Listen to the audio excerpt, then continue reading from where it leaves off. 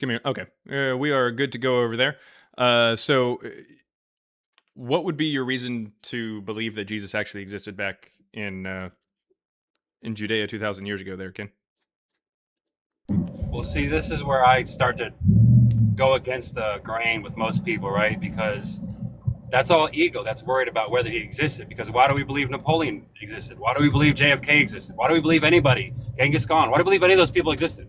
Because somebody told us that they did. There was Right. some reference, some historical point, some notation that says, hey, this person was real. Yeah, historical points are pretty good reasons to believe something historically. But like, what historical points do you have for Jesus? Well, I got an apologetic study Bible with all kinds of artificial, artifacts, scrolls, I think you. theological. I think you theological locations. actually had a little bit of a Freudian slip there. Freudian slip, everybody. It's when you say one thing but you mean your mother. I mean another. The point is, yeah, it's artificial. We don't have anything from that time period that talks about Jesus, especially not a contemporary or anything like that, which we do have for these other people.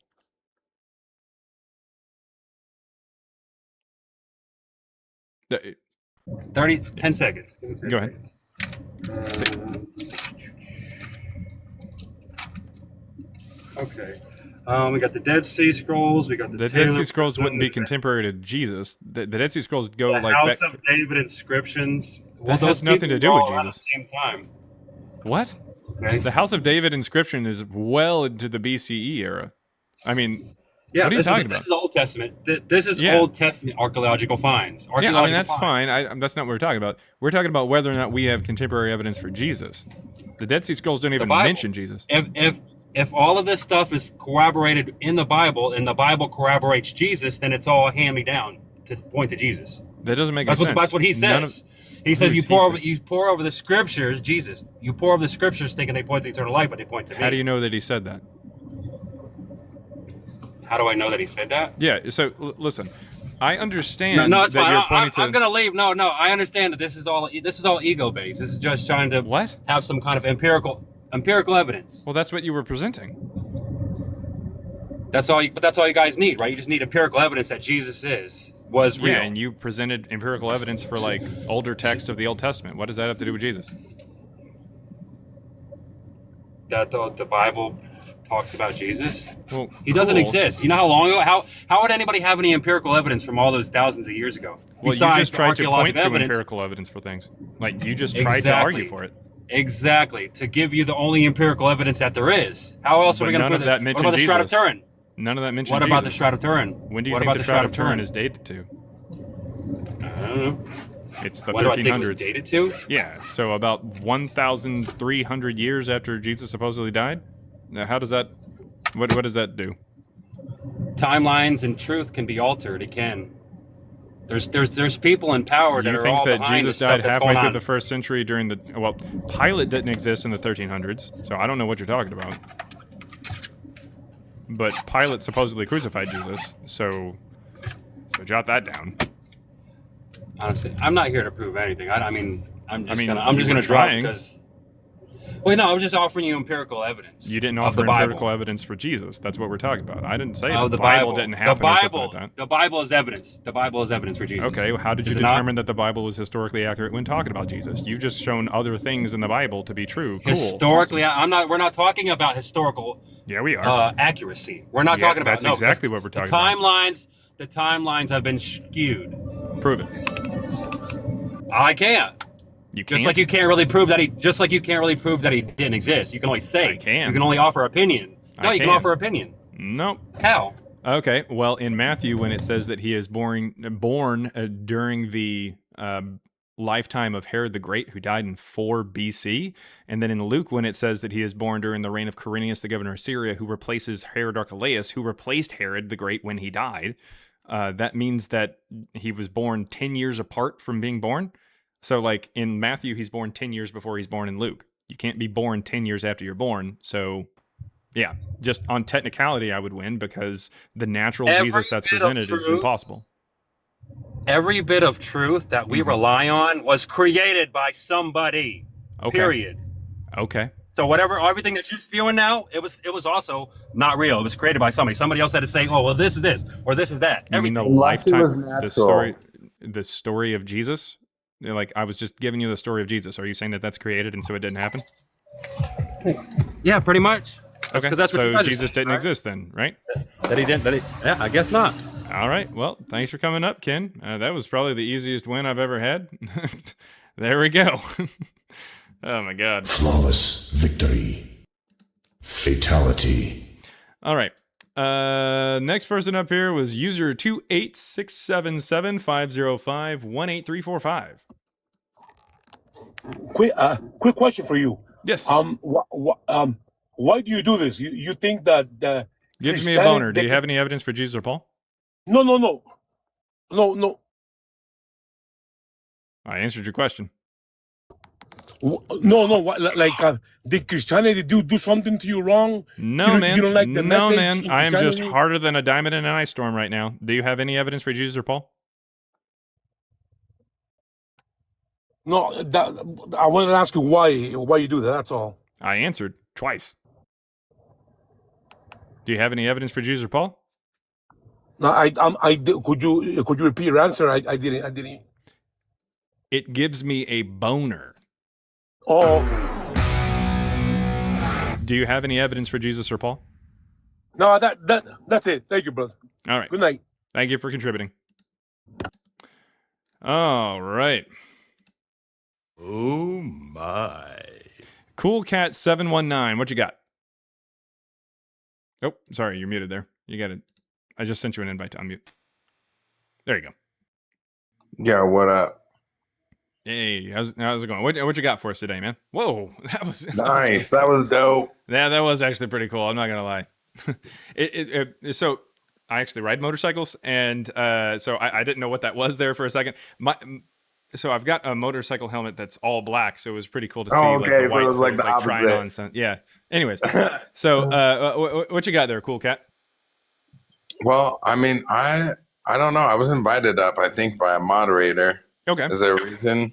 You probably said something in the chat that seems Okay. like you were interested in the topic.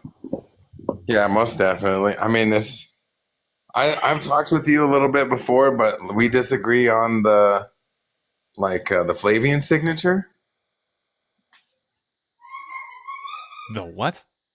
The Flavian signature. Oh, you're talking about that thing that gets added in the 4th century by the Flavians. So you're saying that was after the texts of... Anyway. Why I don't would know. it be? I'm just asking you because I think that we agree about certain things, but Okay. but then there's certain things that maybe we're not on the same page about. All right. Like, okay, my position is basically like, Horus and these other characters, they were kind of created, and they're like personifications of the sun. Okay. All right. What does that have to do with Jesus? Jesus is a personification of the sun. No. Next. Yeah, for sure. That's why it's like, yeah, it's interesting No. that you but, think but that's not what it is, but no. Why would it be? it's all an allegory. Okay. It's all a big story. Like every single time that the Passover So happens, whenever like Jesus makes money come out of a in our fish's mouth, calendar, whenever Jesus makes money come out of a fish's mouth or rides 2 donkeys at the same time, how is that the sun?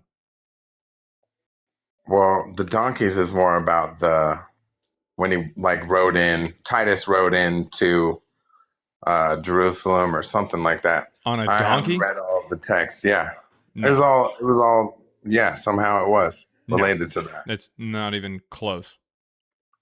Pretty sure. So No, that wouldn't make any sense. Oh, how would Titus ride into Jerusalem during the siege of Jerusalem on a donkey?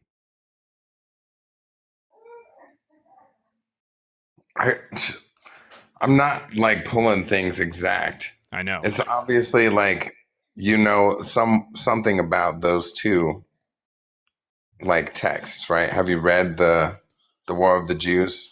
Yep. Tight. I have to catch up there. So maybe you could tell me something about how all of that is interconnected. Have you done that research already?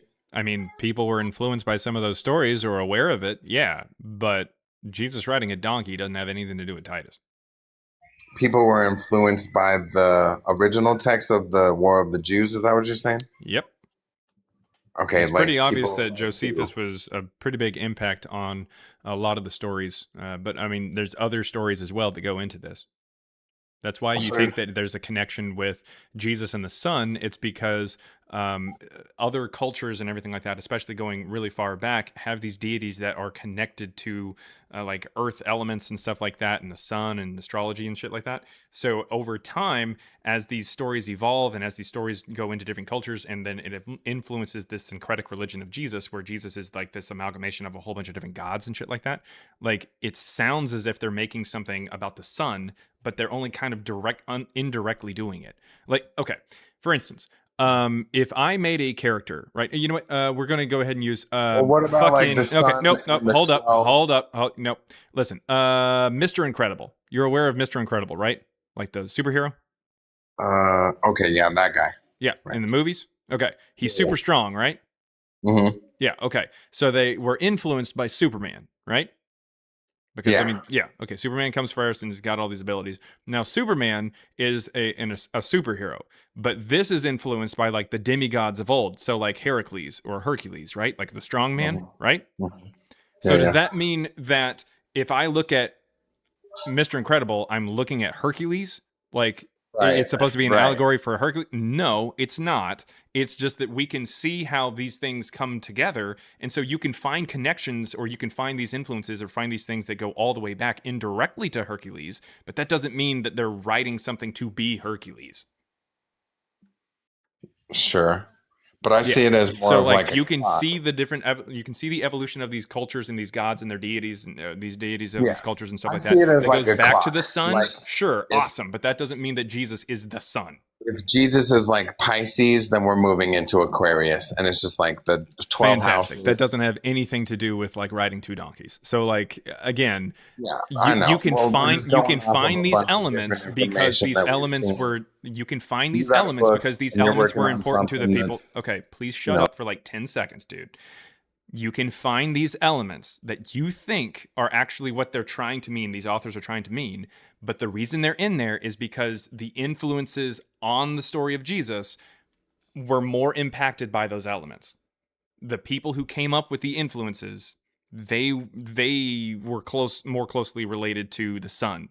That's how that works. The further you go back in superhero stories, the closer you get to Heracles and Hercules. All right? I mean, hell, Hercules himself is based off of Heracles. That's just the Roman version of him. So, like, that's just all that it is. It just keeps going back. That doesn't mean that the most recent thing is supposed to be the oldest thing. We can just see the connections and stuff like that. We can see these things. Mr. Incredible doesn't have anything to do with Zeus, anything to do with Olympus, but nevertheless, you could maybe make that case because very clearly it can go back. You can trace that line all the way back.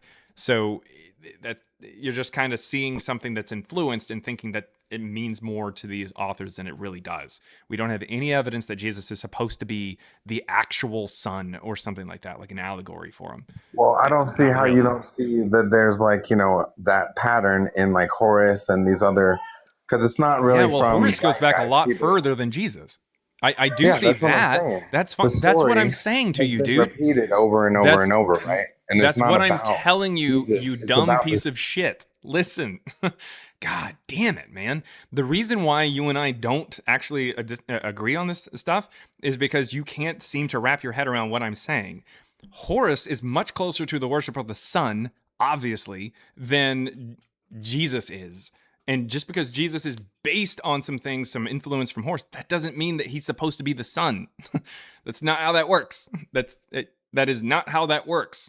You might find some nuggets that are holdovers from this influence, that are impacted by this influence, but that doesn't mean that it It's is the the story influence. of the sun told in different ways over and over and It's over not. again. It's not. The Yes, sun it is. doesn't ride on two donkeys. The sun has been told in different stories over time, over and over Cool. and over Well, again. is because it Harry dies, Potter also the sun? and then it comes back Is to Harry life. Potter also the sun?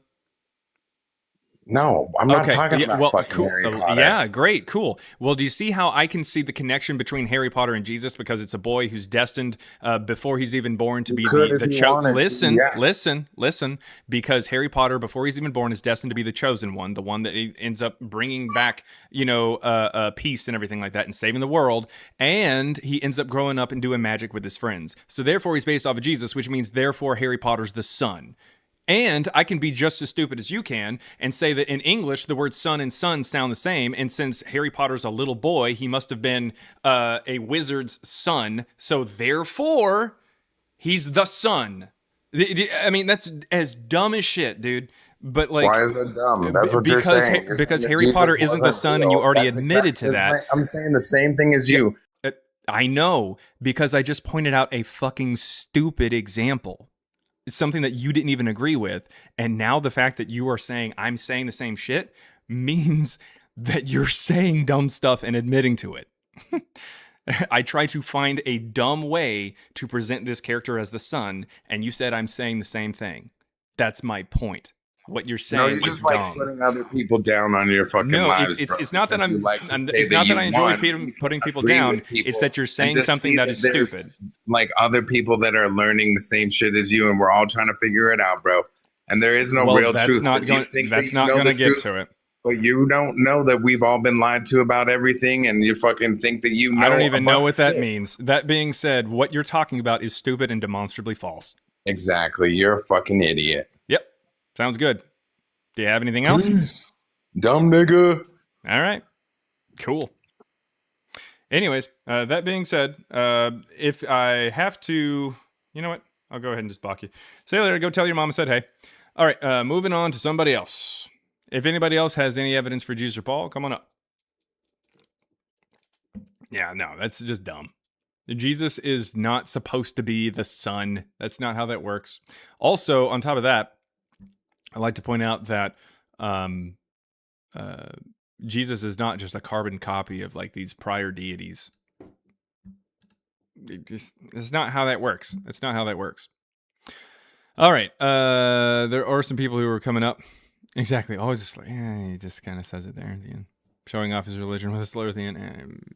Whatever. Puppy? No. You.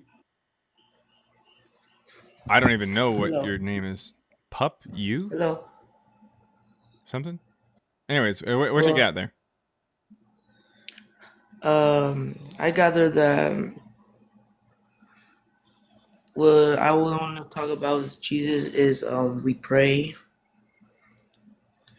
and Cool. So really fast, man, because it's pretty obvious.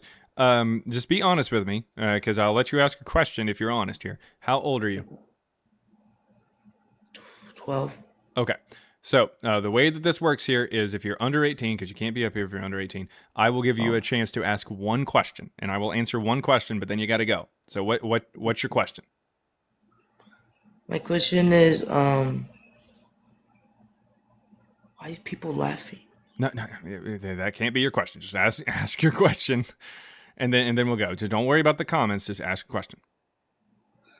My question is I want to talk about Jesus is We can't have much of a conversation. Just spit out your question here before we go ahead and disconnect. Hurry up. how people pray each other What do you and Bible. So, that wasn't a question. Just ask a question really fast. You got like 10 seconds, buddy. 10 seconds. Yeah, just come up with a question. What do you like about Jesus? What do I like about Jesus? Yeah. Okay. Not a lot. I mean, he does seem to, the character never existed, but he does seem to repeat some things every once in a while from the Greek philosophers that talked about good things for humanity or good ways to treat people. But for the most part, Jesus, he does a lot of things that aren't very good, believe it or not. He's in some stories he's racist. In some stories he's against women. He calls a woman a dog because she's a different ethnicity from him. That's not good. So there are things that Jesus does that every once in a while are okay, but for the most part, he's not a good person and he didn't exist. But thank you for coming up. I do have to let you go because you're not 18. But as a quick reminder to everybody who's watching, that's what I needed when I was younger. That's what I needed when I was younger. I needed somebody when I was anywhere from 12 all the way to 17 or whatever, whenever people come up or whatever and aren't 18. That's what I needed. I needed to be able to ask a question of somebody who wasn't just going to blow smoke up my ass and tell me that Christianity is just the correct way and I shouldn't be questioning it. So if you have a problem with the fact that I took that question from that 12-year-old, you can go fuck yourself and you can leave. I don't want you around anyways. Let's see. Church of James. What you got? Yeah, I mean, you obviously don't believe Jesus existed. Mhm. Now, if I was to ask you, for example, did your grandfather exist? Yes. If you was to say yes, Yeah. and then if I was to ask you further from there, did your grandfather's grandfather exist? Yes. You would have no option but to say yes. Yes. And you know why I have no option? Yes, biological. Yep. Exactly. So yeah, if you had said something like, "Did my great great great great great great aunt exist?" I would say I don't know because I don't. My existence does not require a great great great great aunt. Like it doesn't. So you asked a question that is very stupid because it doesn't have it doesn't connect with the topic. The only way that we could say that Jesus existed using that same logic is if we knew that he had descendants. Did Jesus have children? Well, Did Jesus for have example, children? It's a yes or no question. no, You asked me no, questions. Now I'm asking you questions. Did Jesus exist? Or not Jesus. Did yes, Jesus have children? no. Okay, cool. So we can't use that same logic. If he had descendants, then we can say that, based on this DNA research or something like that, then we can go all the way back to that. But because you think that Jesus existed, and because you think that he existed but didn't have children, then we can't use that argument. I'm not trying to say, because your argument is based in the concept of because I didn't see them, that doesn't mean that they didn't exist. I get that, but I'm not making the argument that I can't see Jesus, therefore he didn't exist. I'm not even making the argument that he didn't have children, therefore he didn't exist. I'm not making those arguments. I'm not. So you coming up here and asking about something that is painfully obvious, like the existence of my lineage, is really dumb. Well, if I can, if I can extend on that, then maybe I can clear the dumbness. Please clear it. Because if it's coming across that way, Yeah. I mean, let's say for one moment, I don't know if you have kids or not, but that's a separate issue altogether. But let's just say my grandfather and my grandfather's grandfather, obviously there's a biological link. And then when it comes to me, there is a possibility that I may not be able to have kids, even if I wanted to have kids, biologically speaking. Cool. That has nothing to do with Jesus. Tie it in Okay. and make it less dumb, please. Okay. The less dumbness is that, your grandfather and his grandfather was an unknown person because he was not popular. I don't Like give a shit. Jesus. He still existed, and with the evidence for Yes. him is the descendants. That's the point. Yeah. And now, Okay, that's fine. maybe you're trying to say that like he still existed even if he didn't have descendants, and that's fine. But Okay. okay, cool. I'm not saying that Jesus didn't exist because he didn't have descendants. That's not my argument. So you're just kind of attacking a straw man. I never once have ever stated that because he doesn't have kids or doesn't have Yeah. descendants, therefore he didn't exist. That's Yeah, not you what I'm didn't. saying. I accept that. Now, Mary, for example, his mother, hmm did have a grandfather, and her grandfather had a grandfather. So it's So clear. no, so we don't actually have So evidence of literally anybody in the lineage that is given there in the text. In fact, we don't even know the name of her grandfather because both of the lineages that are given in the Gospels, like Matthew and Luke, are both for Joseph, and they contradict each other. yes, so I accept that. All I'm just saying is, biologically speaking, Mary did have a grandfather, and her No, grandfather because we did have don't a have any grandfather. evidence that Mary even existed or her grandfather. In fact, we don't have any evidence of any of the people that are listed in that particular line. At best, we may have some evidence for David. Maybe. And that's still a maybe. I'm just saying that, looking at the Bible itself, somebody must have existed for the Bible to be compiled in the first place. Not It really. has to include. Not how that works. You don't So have you to don't have think. existed. So you don't think, say, for people like Abraham or Joseph or Moses or Aaron, all the way to David, Solomon, Jesus, these people literally, none of them existed. We don't have any evidence for them. So, like, to say that Yeah. because we have a lineage that is given does not mean that these people actually existed. Like, where Harry Potter has the names of his parents or even his grandparents mentioned, that doesn't mean anything. Yeah, but Harry Potter is a fictional Yeah, character, and and he's that's what not. I'm saying that Jesus and Paul are. Do you have any evidence that they're not? The evidence, it won't be direct evidence, but for people like, for example, the Jews reject Jesus. Okay, Yes. cool. That doesn't mean anything. Okay. Do you have any evidence that Jesus and Paul were real people? Like, Literal evidence. Yeah, Literal man. evidence. No, No, you don't have any little. Do you have any like right metaphorical evidence? Like, what are you talking about? No. Can we agree? Okay, it's like saying, for example, history is not evidence. History is evidence because look, we are told or informed or advised to believe that dinosaurs existed. Yep, I've held the bones. Okay, do we have any evidence for Jesus or Paul? We right. We have the Jews, the Okay. Jewish children of Israel as evidence. We have the That's not Greek, evidence for Romans. Jesus. That doesn't make any sense. The people who live in London are not evidence for Harry Potter, are they? No, Okay, they're not. yeah. So I Because don't know what you're talking about.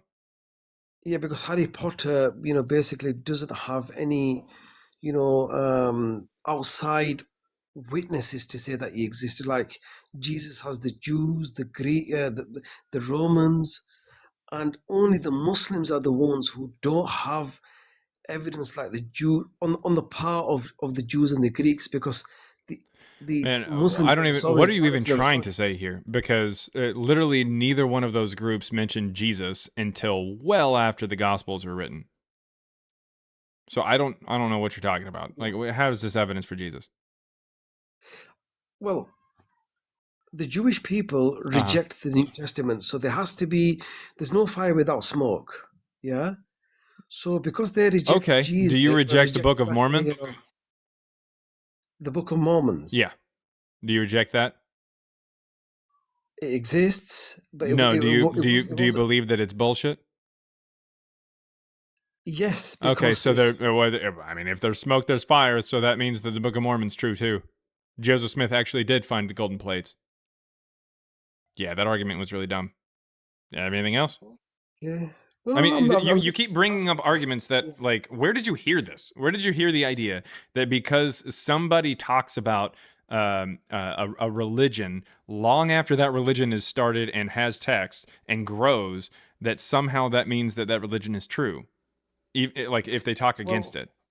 Well, I must admit one thing, that we don't have evidence that Jesus, in terms of above satisfactory, that Jesus Well, or yeah. Moses So, I mean, did exist. so I'm if with we you on have that. the same level of Yes. evidence about Yes. Mormons, and you don't think that story happened, like, you don't think that, like, the Jews came over from the Arabian Peninsula over to the Americas in 2000 BCE, and then again in 600 BCE. If you don't think that happened, then I don't know what to tell you. Because Yes, I mean, it's there's 20 million people that believe that it happened. So I mean, as far they got numbers, they also have faith. So it can't appeal to faith or to numbers. They have a book, so you can't say, oh, it appeals to a book. They claim that their book comes from a long time ago, so you can't necessarily say age or anything like that. You also can't say anything about like eyewitnesses or anything like that because there's no eyewitnesses in the New Testament. But guess what we have for the fucking Book of Mormon? We have testimonies from 11 people at the very beginning of the Book of Mormon. Testimony of 8 witnesses, testimony of the 3 witnesses. Some of them say that they saw the golden plates themselves. So, I mean, I don't know what to tell you, man. Like, if you think the Book of Mormon is bullshit, which it is, this is nothing more than just, like, really cheap one-ply toilet paper, then that means that the New Testament must be even worse than that. Right. Okay. Look, I accept what you're saying. I'm not saying that you're wrong. But Nice. we have to accept the fact that historians and religious scholars do believe that one person that did Cool. exist. Religious scholars sign documents that say that they will not talk out or say anything that falls out of line with the religious institution that they Right. work with. This is But not just a conspiracy theory. This is something that an actual scholar has said here in the last couple weeks. Dan McClellan made a Yes. video that stated that that is what they do. So I don't give two Right. flying fucks what a religious scholar says who is working for a religious institution or gets funding from that or has students Okay. that are religious, which therefore means that they can't speak out Yes. against their favorite character in a book without receipts because all of a sudden attendance will drop and all of a sudden that department will end up losing funding. Okay. I'm not doing that. I don't Yes. care about whether or not Yes. the majority of people with a DR in front of their name or a PhD after their name Yes. believe something. I care about the Yes. evidence they provide. And if you're saying that there's no evidence, then I'm not going to believe it. Okay. Look, I accept what you're saying. There could be people with their own interests that may be doing this, but Well, it's there more the is one institution's character. interest, but Yeah, there is one character that historians do accept and have enough evidence to suggest and what is that? that did exist. No, bear with me. That did exist is somebody called Muhammad, Okay. and he in his book says that Jesus and Moses and Abraham did exist. Fantastic. So does Joseph Smith. Joseph Smith, we have a picture of. So does that mean that Joseph Smith, everything he said was true too? Because Joseph Smith mentions Moses, he mentions Jesus, and he mentions the Captain Moroni in his story, who becomes an angel Moroni, who visited him and actually directed him to the golden plates. So do you think that that's real? Because Joseph Smith is real? Okay, Do you think that so that's real? Yes or no? no. Okay, cool. So I don't give a shit about. I know that Muhammad existed. That's fine. Or we have a pretty good idea that he existed because contemporaries of him are talking about him. But that doesn't mean that what he says in the 600s is somehow evidence of something that happened not even halfway through the first century. That doesn't make sense. Like, Okay, how did he suddenly get information that would be somehow on par with someone hundreds of years prior? well, if he's saying he got it from God, then Well, I don't give a shit about that. If you want to appeal to magic, then I've got some golden plates to sell you. Like, you got to realize that Muhammad is Yes. not going to get any closer to Jesus, or not going to get you any closer to the historical Jesus than Joseph Smith. Islam is nothing more than desert Mormonism, anyways. It's just some guy who Okay, says that he so talked to an angel, and then that angel tells him what to say to some people who write it down, and then eventually that guy goes crazy, marries a whole bunch of people, including some kids. It's desert Mormonism. That's all that it is. so are we saying then basically most of mankind, except Believes for a the story? very few, Yeah, dude. except for the very few are dumbed down and stupid? Is that what we're saying? No, not at all. It's just that a whole bunch of people don't know enough about this topic to question whether or not this actually happened. The vast majority of, like, say, South America is Catholic. But if you go down there, a lot of them, like, they don't know jack shit about, like, the church fathers and stuff like that. It's just, unfortunately, Spain, as well as Portugal, did a pretty good job of fucking that and unaliving people into fucking it into the culture or into the people down there. Like, that's terrible. It's awful. But they just. I'm not saying that everybody down there is dumb. Not at all. What I'm saying is that that's just kind of part of their culture. They're, like, culturally Catholic and stuff like that. They don't know that much about it, so they don't question it really. Someone who brought them up, who raised them up, told them that this is a belief that they're supposed to have, so they just kind of have it. The same thing goes for America. Same thing goes for other countries. Same thing goes for all these different places. But I call out South America because it's very obvious that no one in South America knew about Jesus prior to the Spaniards showing up. Like, that's weird. Like, what? They very clearly just brought something from the Roman Empire. Whenever the Roman Empire fell, Spain was part of that. And the Roman Empire in 380 became Christian. So it's just a bunch of Christians just bringing Christianity to another part of the world. That doesn't make them dumb. It just means that it's spread through colonization. They're just colonized. So for example, then did George Washington exist? Did Yes, we've Genghis got his Khan teeth. exist? Next. Did Genghis Khan exist? For I example? haven't even looked into him. Right. So what is the truth that you have then, that that we can say, okay, let's weigh this up. What is the truth then, from That Jesus and mankind? Paul never existed. Okay, they didn't exist, but I mean, it's like saying, okay, then they didn't exist, but somebody has No. existed in their times, and I mean, somebody someone has. existed back then. Yeah, Julius Caesar existed right before everything. Pontius Pilate existed. Herod the Great existed. Herod Antipas existed. Archelaus existed. Quirinius existed. I mean, what do you want me to I say, mean, man? I'm just saying, if Cyrus the Great existed, if Alexander the Great existed, Uh-huh. why would we doubt Jesus or Paul or Muhammad or Moses? We don't I'm doubt just trying to Muhammad, work. dude, because Muhammad has contemporaries. You know who doesn't? Jesus and Paul and Moses. Like, you named Right, 4 people there, and you already stated that one of them we have evidence for because we know that he existed. Cool. I've already agreed with that. The other 3, we don't have any evidence whatsoever that they existed. I mean, you just kind of lumped some people in there. Like, why would we believe that, why couldn't we believe that George Washington, Bob the Builder, Clifford the Big Red Dog, and Harry Potter existed? Yeah, one of those 4 we have evidence for. The other 3, no, they're just fictional. Like, right. yeah, the So, reason that we have evidence for Cyrus, the reason we have Alexander the Great, the reason we have evidence for Julius Caesar and George Washington and Abraham Lincoln and Joseph Smith and Muhammad is because we have contemporaries. In some cases, we have pictures of some of those people. In some cases, we have paintings of some of those people that they posed for, or statues or busts. In some cases, we have coins. In some cases, we have things that they owned or archaeology that we can date that say their name and shit like that. That's really good. We don't have that yeah. at all for Jesus, Paul, or Moses. But basically, you are talking about Julius Caesar, but Genghis Khan was only around. I don't know maybe in that. anything about Genghis Khan, so you're just talking to a wall. Okay, so you've not studied him, or Nope. allegedly, whether he's fact or fiction. Yeah, I don't really care to. You don't really care to. Nope. So what about the would you say people after you and me or anybody in the year 3000 will exist? I mean, we don't know. Obviously, Yeah, that's that's not the what we're talking about. We're future. not talking about the future, man. We're talking about the past. What else you got? Yeah. So I'm just interested in, okay, these people did not exist, Jesus and Paul. That's Yep. fine. Mm-hmm. That's your belief. Yeah. Well, do So you have any evidence that my belief is wrong? I don't have any evidence you believe is wrong or right. All right. Well, It's do you think that you can be born 10 years before you're born? 10 years. No, Yeah. you can't. Well, unfortunately, the natural Jesus in the New Testament is presented as being born 10 years before he's born. Matthew says he's born during the reign of Herod the Great, who dies in 4 BCE.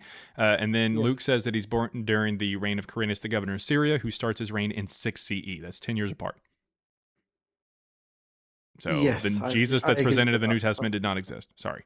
Yeah, I mean, it's true. Luke, Mark, John, etc. These were anonymous names. I don't You give a know, shit. I didn't say anything about who authored it. I'm just saying that it's impossible to be born 10 years before you're born. So that means that the yes, Jesus that's presented in exactly. the New Testament, even the natural one, did not exist. So it's not just a belief Yes, of mine, it's the fact. yeah. So if you look at their Gospels, for example, it says according to Mark. I don't give a So shit. I they're didn't not. say anything about the authorship, and you keep saying this. I don't know why you're No, saying no. this. What I mean is Okay. there's We're room. going to try this There's one more room. time. Please say the same answer that you gave earlier. Is it possible to be born 10 years before you're born? No, Okay. no. It's impossible. Unfortunately, one gospel, regardless of who the fuck wrote it, said that Yes. he was born 10 years before another gospel says he's born. So, So sorry. so That they means got that the New so they got. Testament's Jesus did not exist, unless you want to carve out a Jesus that you just like. No, they did get it wrong. I agree with you Okay. Well, 100%. then the way that the Now New what? Testament presents it is wrong. Okay, Congratulations. You that's agree fine. with me. So yeah, I do. So why would this character called Muhammad, that you do agree did exist? Why Mhm. would he's lying then? Is that what we're concluding? Because I he's mean, mentioned it's that not Jesus necessarily that. didn't. Well, I mean, he's just kind of making some shit up about the character, but he's also Yeah. duped into thinking. And I don't even think that he really wrote the shit, to be honest. But nevertheless, whoever wrote the Quran is basing their information off of Christianity. Islam is an offshoot of Christianity. It definitely is. We don't get the Quran until almost 300 years after Christianity became the official religion of the Roman Empire. They're very clearly Yes. aware of it. They utilize some of the material from Christian Apocrypha, like the parable of the seven sleepers and the infancy gospel of Thomas. So it's very obvious that they're just basing some of their material off of like Christian ideas, and they're just taking it in a different direction. Same thing am as I right in, Mormonism. yeah, so am I right in thinking that then, you know, God doesn't exist, angels don't exist, souls don't exist, we don't have souls? Is that your mindset as well? Or is it not? That's just a personal As question, far as but my mindset, I that's not at all what we're talking about here. But are you no, no. right in thinking that? Yeah, probably. All right, moving on here. Let's see. $5 from Elope Nope as a super chat there on YouTube. Thank you very much. Says best dopamine doses. Number 1, Christ Before Jesus. Number 2, Joel Reads Bible. Number 3, John Cohen, Unconvinced. John Cohen actually does a pretty good job. He's got a pretty nice voice. I like his voice there. Joel Reads Bible. Yeah, he's got that whiny Canadian. Anyways. Joel Reads Bible is he's something else. But thank you very much for including me there in that top 3. That's a pretty strong top 3 there, if I do say so myself, and I do in front of a mirror every day in the nude. Anyways, $1.99. That's a quote from a movie, guys. If you can name the movie, 10 points. $1.99 there from Jem. Jesus Christ. Happy Queef of July. Fucking ridiculous. Okay. And then $5 there from Lono says, the windmills like to listen to jazz because they are a big fan.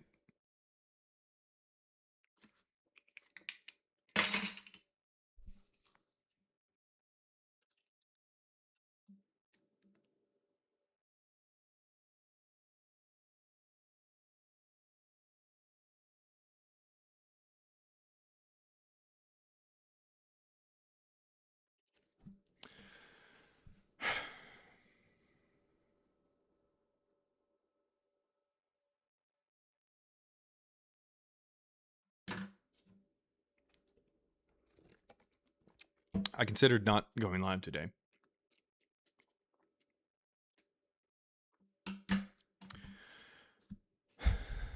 Shoulda, coulda, woulda. All right. $5 there from Elopnet says, can a divinely inspired text legitimately quote or allude to non-biblical literature? Can a divinely inspired text legitimately quote or allude to non-biblical literature? I mean, I don't know.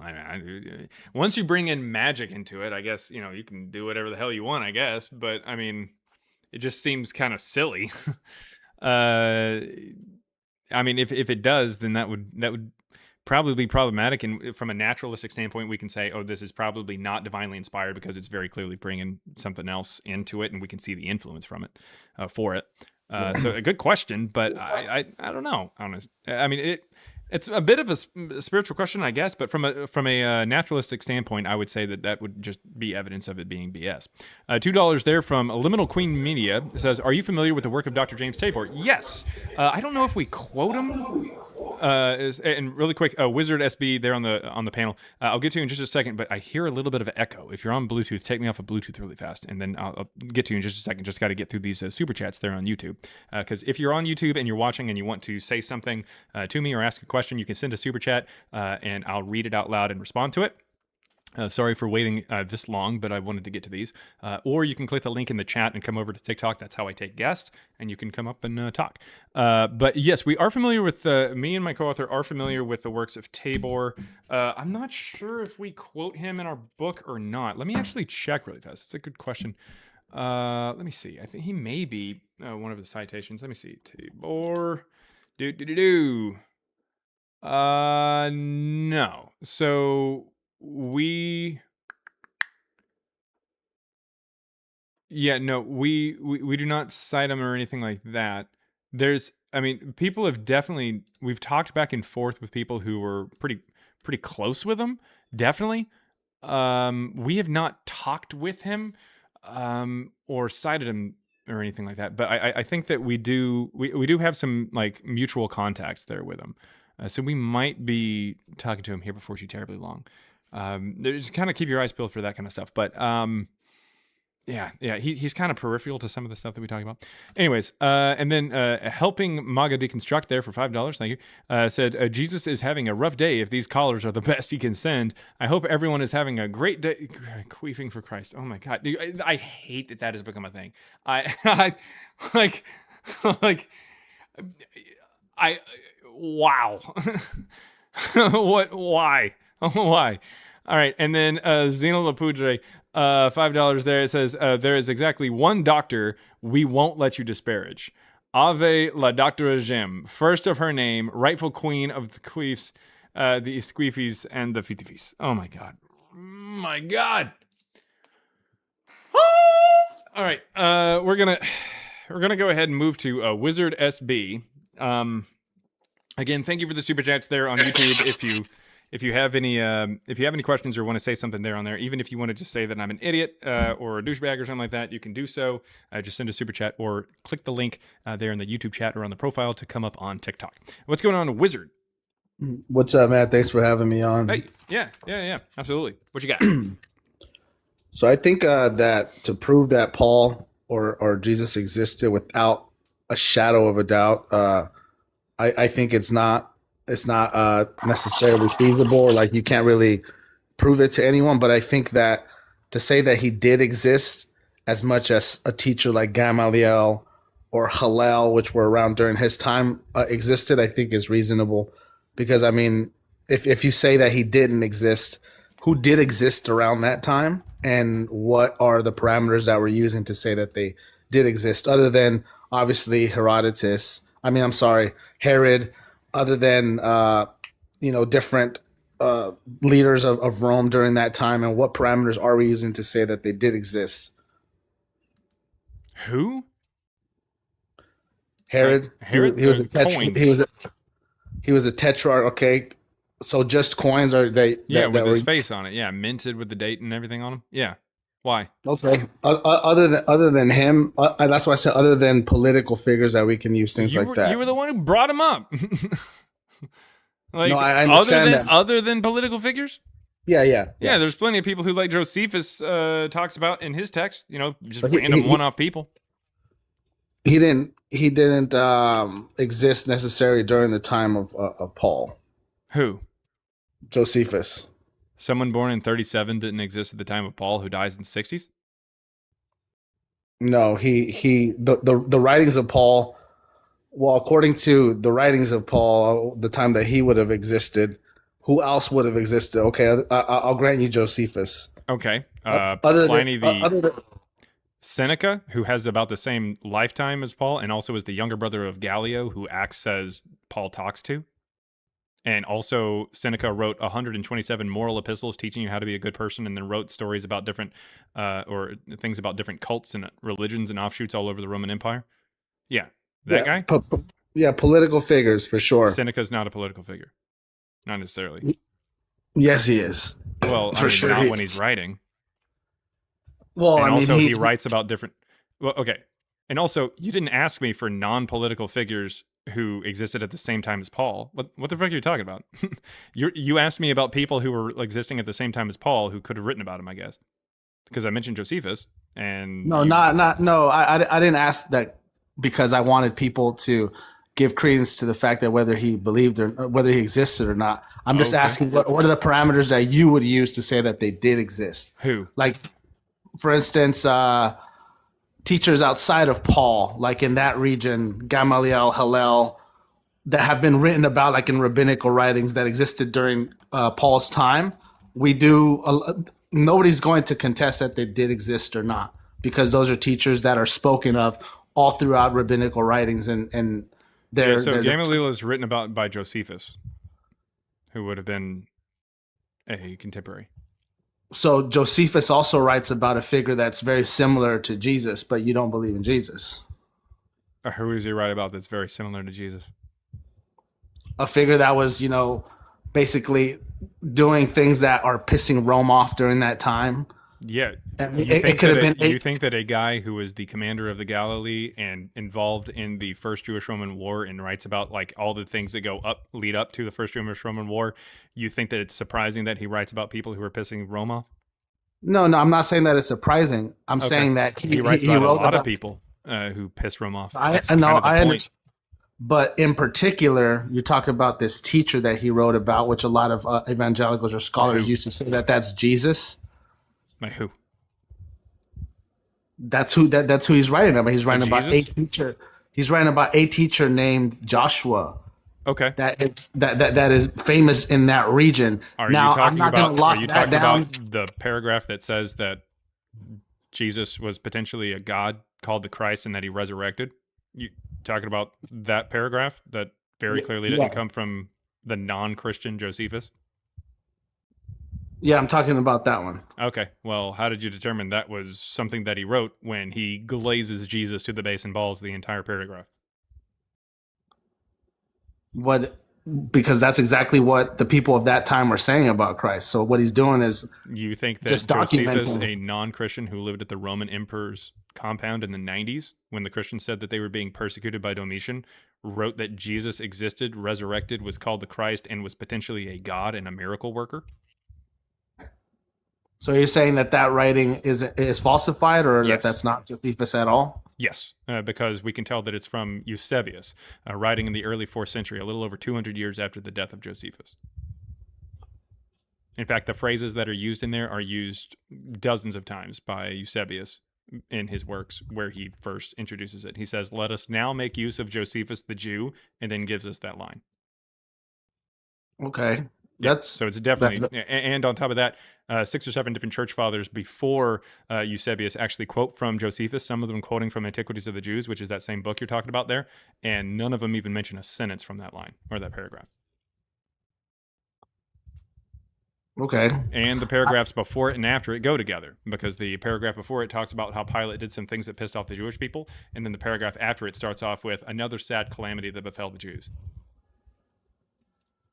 So much so that in his book Wars of the Jews, Josephus talks about Pilate and these bad things that he did that he talks about in the paragraph before the testimony or that paragraph and after that paragraph, and never has the Jesus information in there.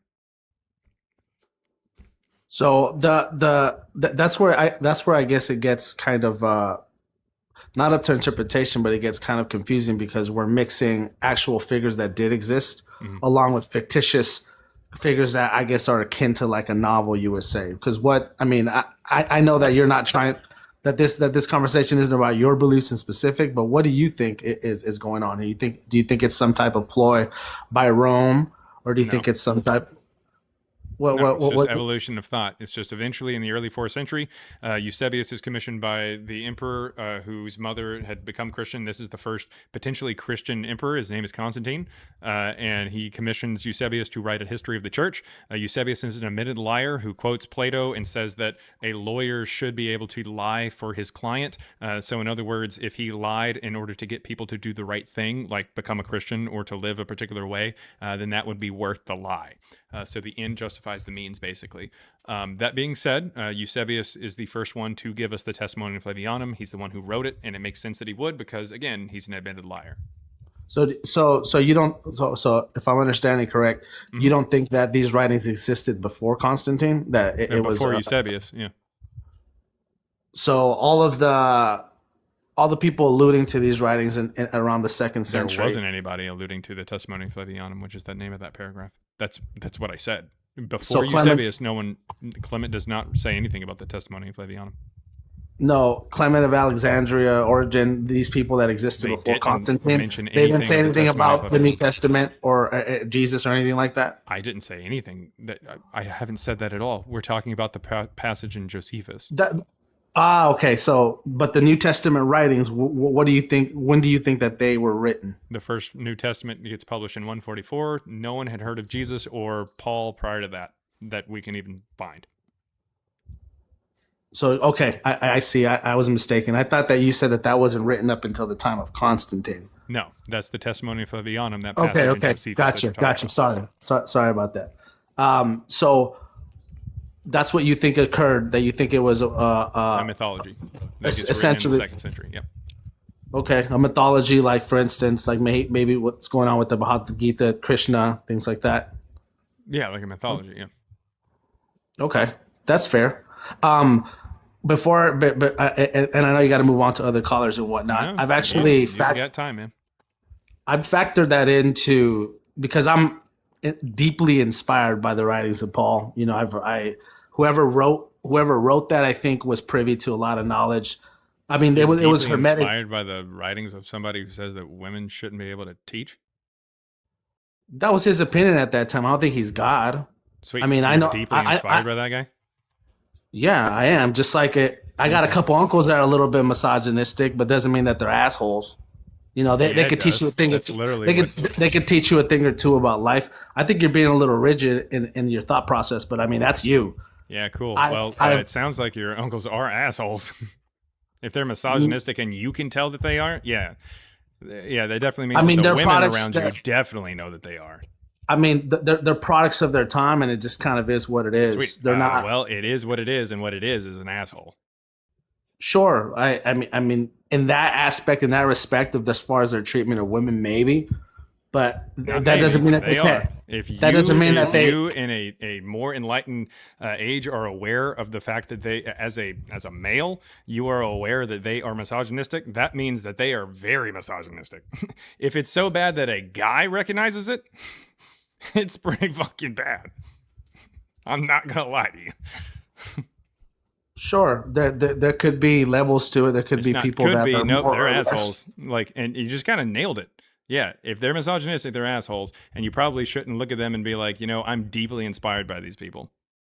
The same thing goes for Paul. No one. Also, no, Paul didn't no- exist. At the very least, your uncles actually existed. Sounds like. I mean, in my opinion, you're virtue signaling a little bit there. Nope, and it not is at all. what Your it is. uncles are assholes. Paul's an asshole, and he didn't exist. Your uncles did exist. I don't think that defines a person if they have a specific view that you may not agree with.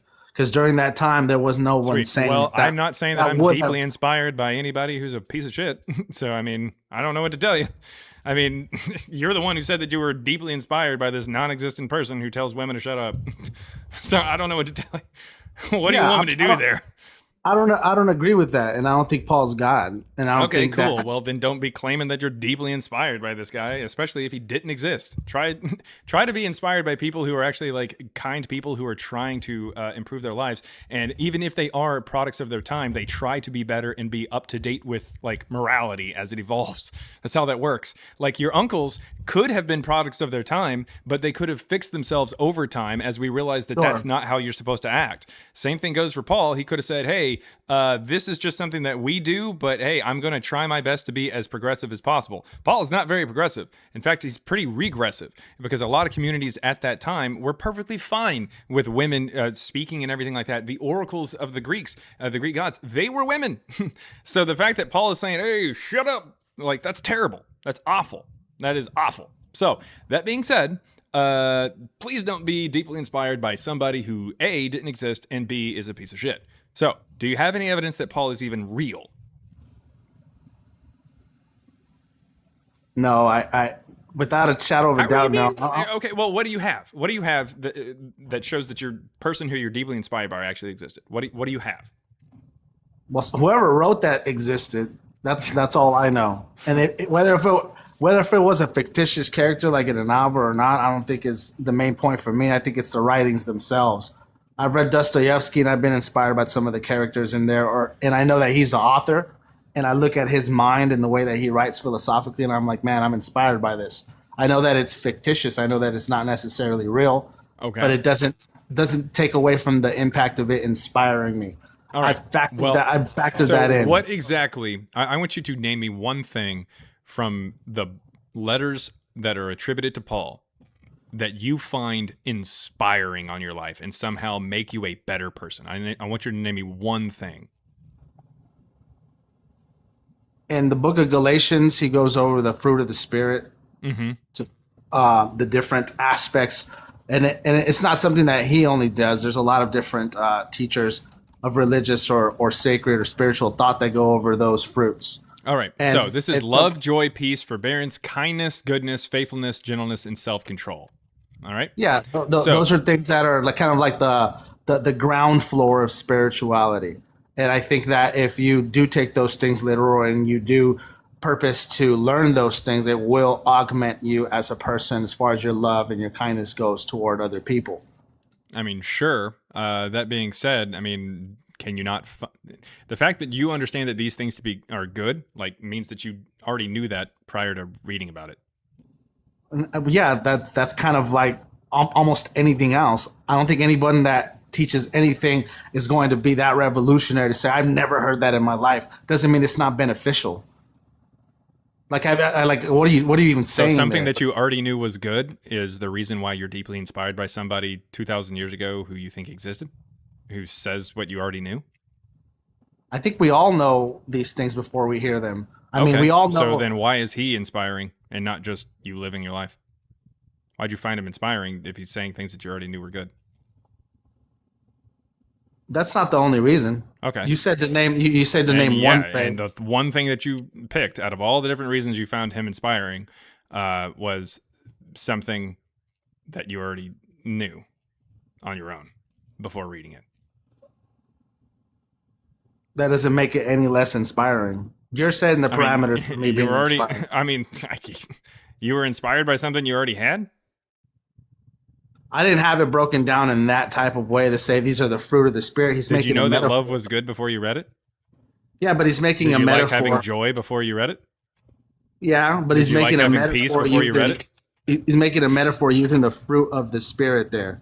You asked me the question. You don't get to say how I feel about it. I get to tell you. I mean, yeah, I understand that you feel a particular way about it, and you're deeply inspired by somebody who said something you already knew. It sounds like you just kind of wanted to be kind of like backed up. That's all you wanted. No, he said a lot of things that I didn't know. Also, all right. Well, I gave you one chance to point to something that inspired you, and you pointed to something that you already knew. No, but you never said, give me something that you didn't know before that he taught you. That would have been a different question. I opened it up to everything, and you decided to choose this. Yeah, that's what I chose. And that's what I've said about 5 times.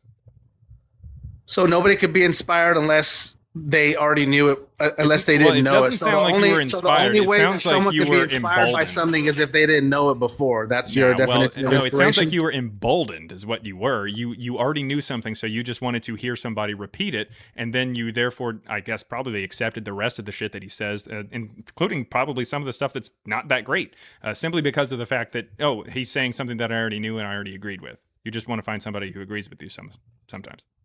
That's no. Again, so you think that you could only be inspired by things that you didn't know before? It's not. Again, I don't know if you're inspired by it or not, but it sounds like you were emboldened by it because you already knew it and you found somebody who kind of agreed with you, and so you just accepted the rest of the bullshit that he said, including the asshole stuff.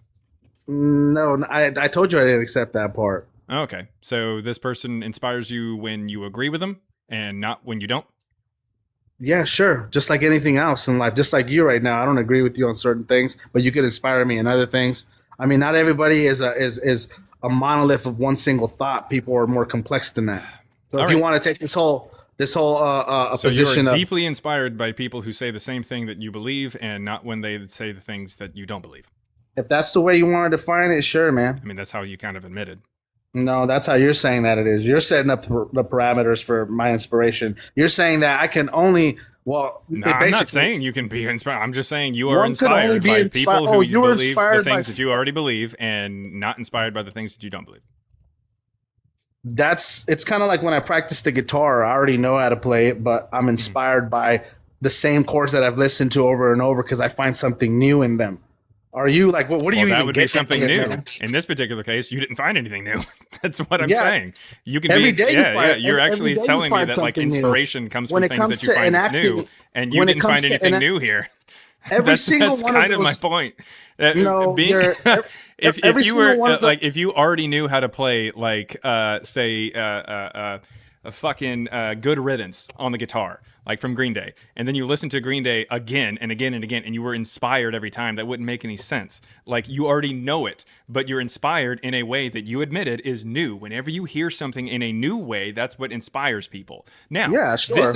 And that makes sense. I can agree that if you found something new, that would inspire you. But in this particular case, I gave you every opportunity to name something new that you didn't know whenever you read Paul, and you named something No, that that wasn't your new. question. No, that you're changing the goalposts. That was not your No. question. All you said, I said, all give you me said- one thing. Give me No, one no. thing that inspires All you. you That's what I said- said. All I you said, said, yeah, exactly. I said, give me You one never thing that said inspires you. I listen. You never said anything about. Shut up. I didn't say anything in there. I did not change. I did not move the goalpost. I asked you for one thing that inspires you, and you found the one thing. I guess not the one thing. Maybe there's a bunch of things. You gave me one thing, and it was something that you already knew. That's what you said. I mean, I don't know what to tell you. I haven't changed. I haven't claimed that I asked you anything different. You're inspired by nothing insightful. Cool. Inspired by the same thing that you already knew. You know how to play a G chord, and you listen to a G chord, and you were influenced, or you were inspired, deeply inspired by a G chord. Cool, man. I don't know what to tell you. All right. Anyways, if anybody has any evidence for Jesus or Paul, come on up.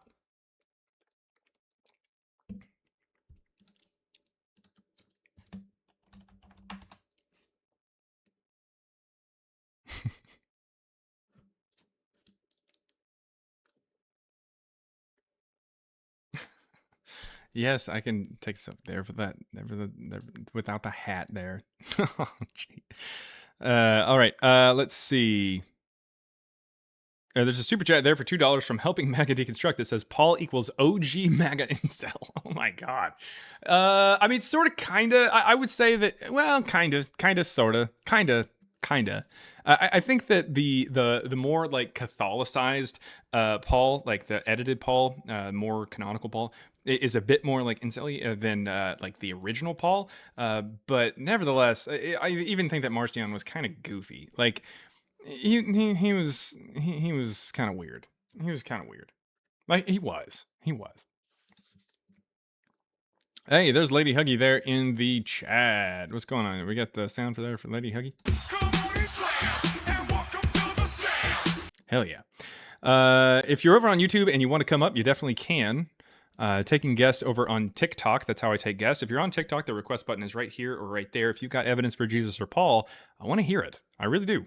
The last guy, we were talking about different stuff. He obviously did not have any evidence for Jesus or Paul, and he knew it, and he kind of admitted it. But if you've got evidence for Jesus or Paul over there on YouTube, click the link in the chat to come up on TikTok. That's how I take guests. If you don't have TikTok or you don't want to come up, just send a super chat and I will read it out loud and respond. Let me check on TikTok really fast. We got people in there. AZ Mike says, I'm here too. Arby's, we have the meats. That's why they call him Black Salami. All right, I still need to rewatch Space Jam. Oh, yeah. Well, are you going to rewatch Space Jam before watching the second one? I haven't watched the second one. I haven't seen it. I don't know if I want to see it is the thing. I don't know. I like turtles. Yeah. Yeah. Oh, yes. Happy birthday, USA. Yeah, thank you very much. Let's see. What's the World Cup doing right now? We got Egypt and Australia playing. Egypt is beating Australia. Damn. 15 at the 15-minute mark. Not bad. I think Hanji said that she was going for Egypt. Egypt just scored. Yeah. Nice.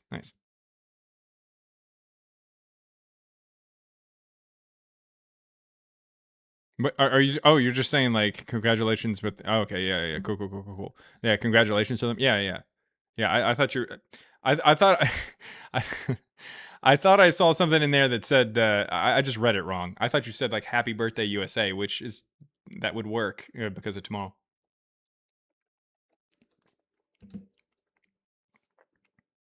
4th of July. Yep. They're taking their firstborn. It's still going. Yeah, the World Cup. Yeah. It's now to the knockout round, which is a lot of fun to watch. Let's see. It's me, Gen X says chanting for Egypt there. Nice. Egyptian lover baby. My God, people are really liking Egypt. I didn't know that they were that popular. But let me see here.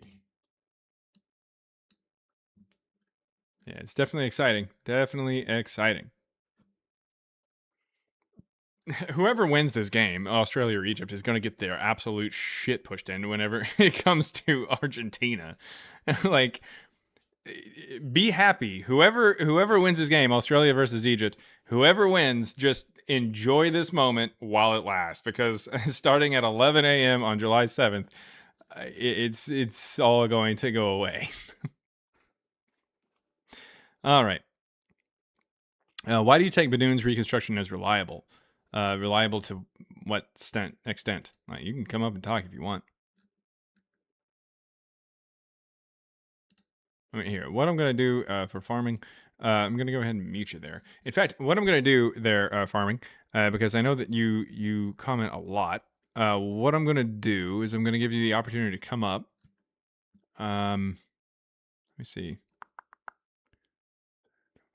Yeah, so what we're going to do, farming, is I muted you for the live. You can request up. The request button should be right about there or down there. If you don't request up, I'm going to go ahead and have you pulled up here.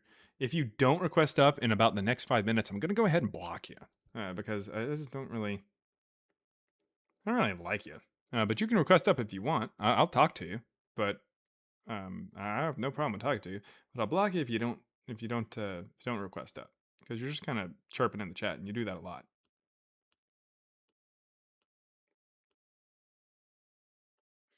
Anyways, I'll give you some time. All right, if you're watching on YouTube, come on up. I want to hear from you. Definitely want to hear from you. Excuse me, sir. You assume isn't beating Argentina? The team who's never been to the World Cup before is going to beat like the GOAT of soccer. That's like saying like a college basketball team is going to beat LeBron and the Lakers or something like that. Or the Heat. Like, it's not going to happen.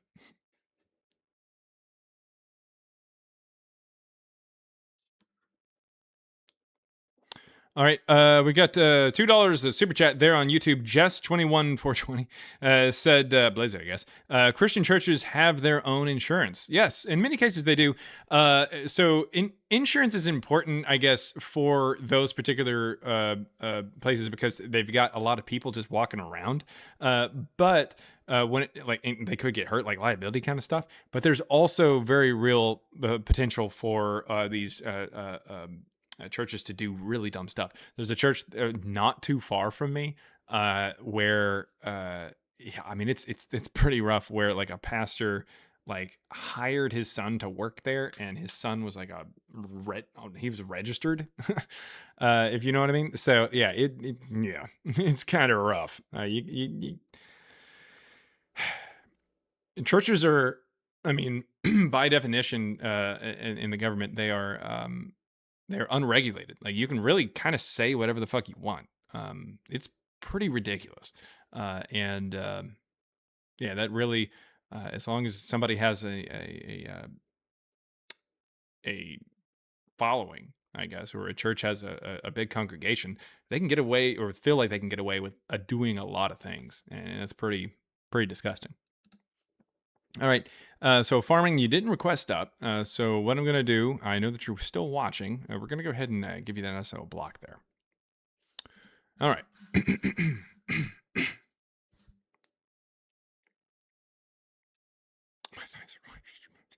My God. Law and order. All right, their daycares are so dangerous. Zero standards for regulation. Yeah, that's another thing, you know. A lot of churches will have, especially in this area, they've got like Mother's Day out or whatever, which is like one day of the week that they'll do like a daycare kind of thing, which is, I mean, it's cool, I guess, you know, in the sense that it's, you know, serving the community to some extent, but nevertheless, they're definitely indoctrinating your kids while they're there, and they're not as regulated as like an actual daycare. So you know, yeah, it's very tough. Your made new account guaranteed. Yeah, not a problem. They need to be oh yeah, absolutely do. Again, if you're over there on YouTube and you want to come up, the link to request up is in the chat or on the YouTube profile. I take guests on TikTok, or you can send a super chat and I'll respond.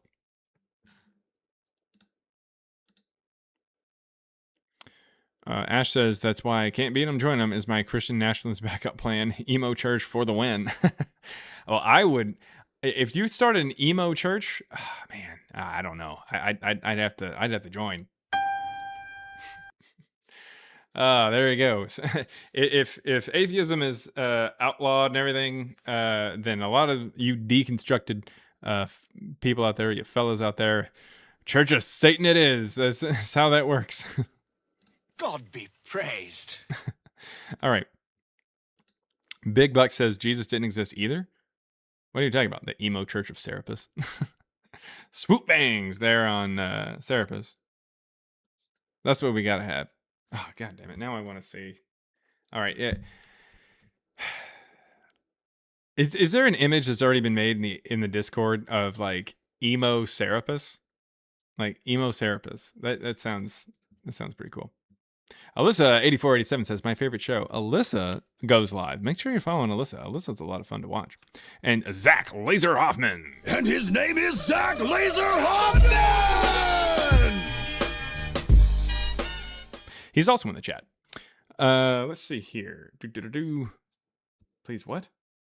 Oh, please, the little thing there. Tell us more about Marcion. Pretty sure. So that was pretty cool. Not sad Serapis. I am fun.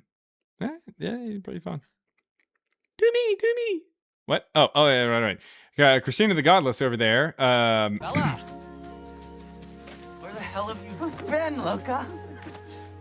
Is 1/3 of Girls Gone Godless found on everywhere that has podcasts, including YouTube, where you can watch a full interview, just about slight edits, because of some inflammatory things that I unfortunately let out of my mouth. Anyways, that being said, season 2, episode 8 of Girls Gone Godless is over Matthew and I. Definitely check it out. Ooh, oh, shit. There you go. Oh, yeah, very nice. Thank you for the tea, the coffee, whatever that is. Helping Maga Deconstruct on YouTube sent $2 on a super chat, said, if atheism is outlawed, I choose Jediism. Is that a thing? Is that? Maybe. I don't know. I know the Universal Life Church allows for you to call yourself whatever you want.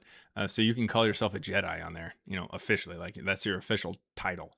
I actually have an honorary doctorate from Universal Life Church. And so I can legally put doctor in front of my name. And so I did that after I got the honorary doctorate. I put it on there for an airline ticket that I bought. And so I went through the little ticketing thing or whatever, scanned my boarding pass. And they're like, have a good day, doctor. And I was like, whoa. And then I made my way to the 33rd row. Oh, yeah. Right next to the shitter. Okay. Let's see. If anybody has any evidence for Jesus or Paul, come on up. Double Donkey says, it's all fun and games until they want you to deliver a baby at 30,000 feet. Not that kind of doctor. And also, not that kind of doctor. That's funny. All right. Chaos Engine Gaming says, Jaren, bring me up while my house is quiet. What? Oh, you mean like give you a shout out? Yeah, Chaos Engine Gaming. Yes, absolutely. Chaos Engine Gaming. I like that you've added gaming to your title. I like that, to your username. I like that. We need to do another CBJ meetup in the summer. Maybe a potluck at a park. That sounds hot as balls. Hotter than hell. I'm in the queue. Oh, you're in the queue. Oh, you're... God damn it, there's 2 people in the queue over here. All right. Jesus Christ. All right. Here, what you got, Chaos? Absolutely not. Absolutely not in the summer. What you got, Chaos? All right, I only got a limited amount of time because 5 kids. It gets loud. It's quiet right now. I hear banjos. Yeah. So I see that you keep looking back and forth between chats. Uh-huh. If you look up Caster Labs Caffeinated, it's a multi-chat bot that you can integrate your YouTube and your TikTok chats into the same chat screen. I like that. I like that idea. I'll have to And, check that out there. and you can actually integrate that directly into a dock on OBS too. Huh. That's pretty cool. That goes into a dock on OBS. Nice. Thank you. Thank you for the tip. If you need any other streaming tips, just ask, because I've been doing this for like multi-chat, and I stream on 4 different platforms simultaneously. So when's your next stream? Tonight, probably around 9:30, 10 o'clock. Is that 9:30 Central? Central, the correct time. Okay, sounds good. Yes. Yeah, 9:30 Central, or again the correct time. Like, I need you. What? What's happening? I need you. Christina. Oh, yeah. You might probably needs help. Yeah, there we go. Christina the Godless. Christina the Godless, also known as Christina the 1/3 of Girls Gone Godless. Needs some help there. Yeah. So Christina, just send me a DM. I can talk to you. I'm on the Discord too. You can send me a DM either here or there. So there you go. Well, thank you very much for the tip there. Yeah, so a lot of people know a lot more about this shit than I do. The Caster Labs, the multi-chat really helps. And then also, probably not for your chat, but for lower chats, there's an application called Tickfinity that makes it to where it reads off your chat. You've heard it in my streams. Yeah. So probably not smart for your chat. Definitely not. So the shit that gets said in here, and you know damn good and well that Queefy here is going to just spam Queef the entire time. 60% of the time, it works every time. It's made of bits of real Dr. Ajem, so you know it's good. It smells like Bigfoot's dick. My God. Anyways, that's Chaos Engine Gaming, who's going to go live tonight at 9:30 to 10 Central Time. And if you're not Central... You're doing it wrong. You're doing it wrong. If you're not in Central Time, move. Yeah. I'm going to get off here before my house starts getting loud, so I'll catch you later. And boom goes the dynamite. All right. We've got somebody who's coming up there. This is Zacharoni. Zacharoni. I like the name. It's kind of cool. It's kind of cool. Oh, and he left. All right. Well, that was very short-lived, but I'll take it. Flawless victory. Whoa now. Now, somebody named Zacharoni. I don't know what to tell you. That was his name. But he didn't stay long. That's how that goes. If you've got any evidence for Jesus or Paul, come on up. And get up now. Move on up. Oh, my grandma calls me that. That's awesome. Zacharoni and cheese. You know what? Here. You know what? I'm not going to do it now. I'm not going to do it now. I'm not going to do it right now. Zacharoni says, give me a minute on the toilet. Why did you request up if you're on the toilet? You nasty. Hard emphasis on the cheese.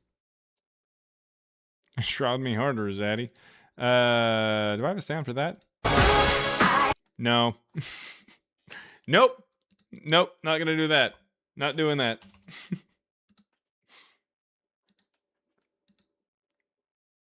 Aww. Don't request over improving, please. Yeah, don't do that. That's gross. That's gross. Dude, LOL from Rainbow Supremacy. I don't even know what that means. What does that mean? Why did you just say dude? He say 5 kids? That sounds terrifying. This chat is not safe. LOL. Dude, LOL. What are you talking about? Nope. What? I don't know what they're talking about. Oh, the toilet comment. Oh, okay. So I don't even know what you're talking about. What happened to a Led Zeppelin live sound bit? The Led Zeppelin live sound bit? I think I've still got that one. Squeeze my lemon. All right. Let's see. This person said Rome invented JC. That seems like a person who would love to come up and give their evidence for that. So I sent them an invite. Let's see. I'm a dude. He's a dude. She's a dude. 'Cause we're all dudes. Yeah. All right. Oh my God. Is it Jeff? It's not Jeff. I don't know if Jeff is. I don't know. I think I blocked Jeff. I'm pretty sure I did because he said some things that were definitely not good. Oh. All right. Oops. Apparently got the day off. Kermit Crown. There we go. There we go. I knew this guy'd come up. Your name is Tedopal? Tedopal? Was proving significantly reduced depression symptoms, more than an antidepressant alone. Tedo. Okay, cool. You got a lot of background noise. Can you turn down the TV there? You can hear that? Yeah, I can hear that. Yeah. Yeah, it's talking about like antidepressants and stuff. Can we go ahead and turn that down? Wait, who is Nate? What? Who is Nate? I don't know what you're talking about. Nate Zimmer. What? No, just dude, turn down the. It's you and me having a conversation, man. You're not in the chat anymore. Just go ahead and turn down the TV and let's talk about it. What were you saying about Rome? Oh yeah, yeah. I figured that Rome created Christianity. Like, and what do you mean by Rome? Do you mean like the government? Yeah, Rome. You know, like when the Romans came into power, right? In history. Okay. Right. They conquered a people and used their heritage. Mm-hmm. Okay. Used their heritage to create Christianity.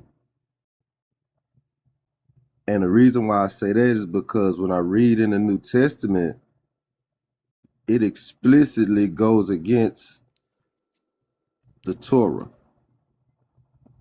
Right? Okay, so what culture did they use to create Jesus then? They used the Torah to create Christianity. And so in order to get people that follow the Torah, they made something that goes against the Torah? Yes. If you were a big fan of chocolate chip cookies and I wanted to make a cookie that you liked so that you could buy my brand, would I make chocolate chip cookies or would I make lettuce wraps? I don't know what you would do. That's you. Listen. Okay. If I liked chocolate chip cookies and you wanted me to buy your brand of food, would you make things that I... Okay, cool. So in other words, you were trying to say that somebody came up with the idea of, you know how we can get people who like the Torah? Come up with a book that says the Torah is dog shit. Wait a minute, hold up. Rome were idol worshippers. Okay. So what does that have to do with whether or not they took the Torah and made something that says the Torah is dog shit to try to get the people who like the Torah? Wait a minute, the Torah was for the Hebrews. Okay. So if they're trying to write something for the Hebrews, then why would they come up with something that goes against what the Hebrews like? Rome they conquered the world, the known world at the time. Right. Yeah. So again, we've already established that. You're saying that the Roman government created Christianity, which goes against the Torah, and tried to get the people who like the Torah to follow this. If they wanted people to follow it, why would they go against the book that they like? Why would they go against their books? It's just deception.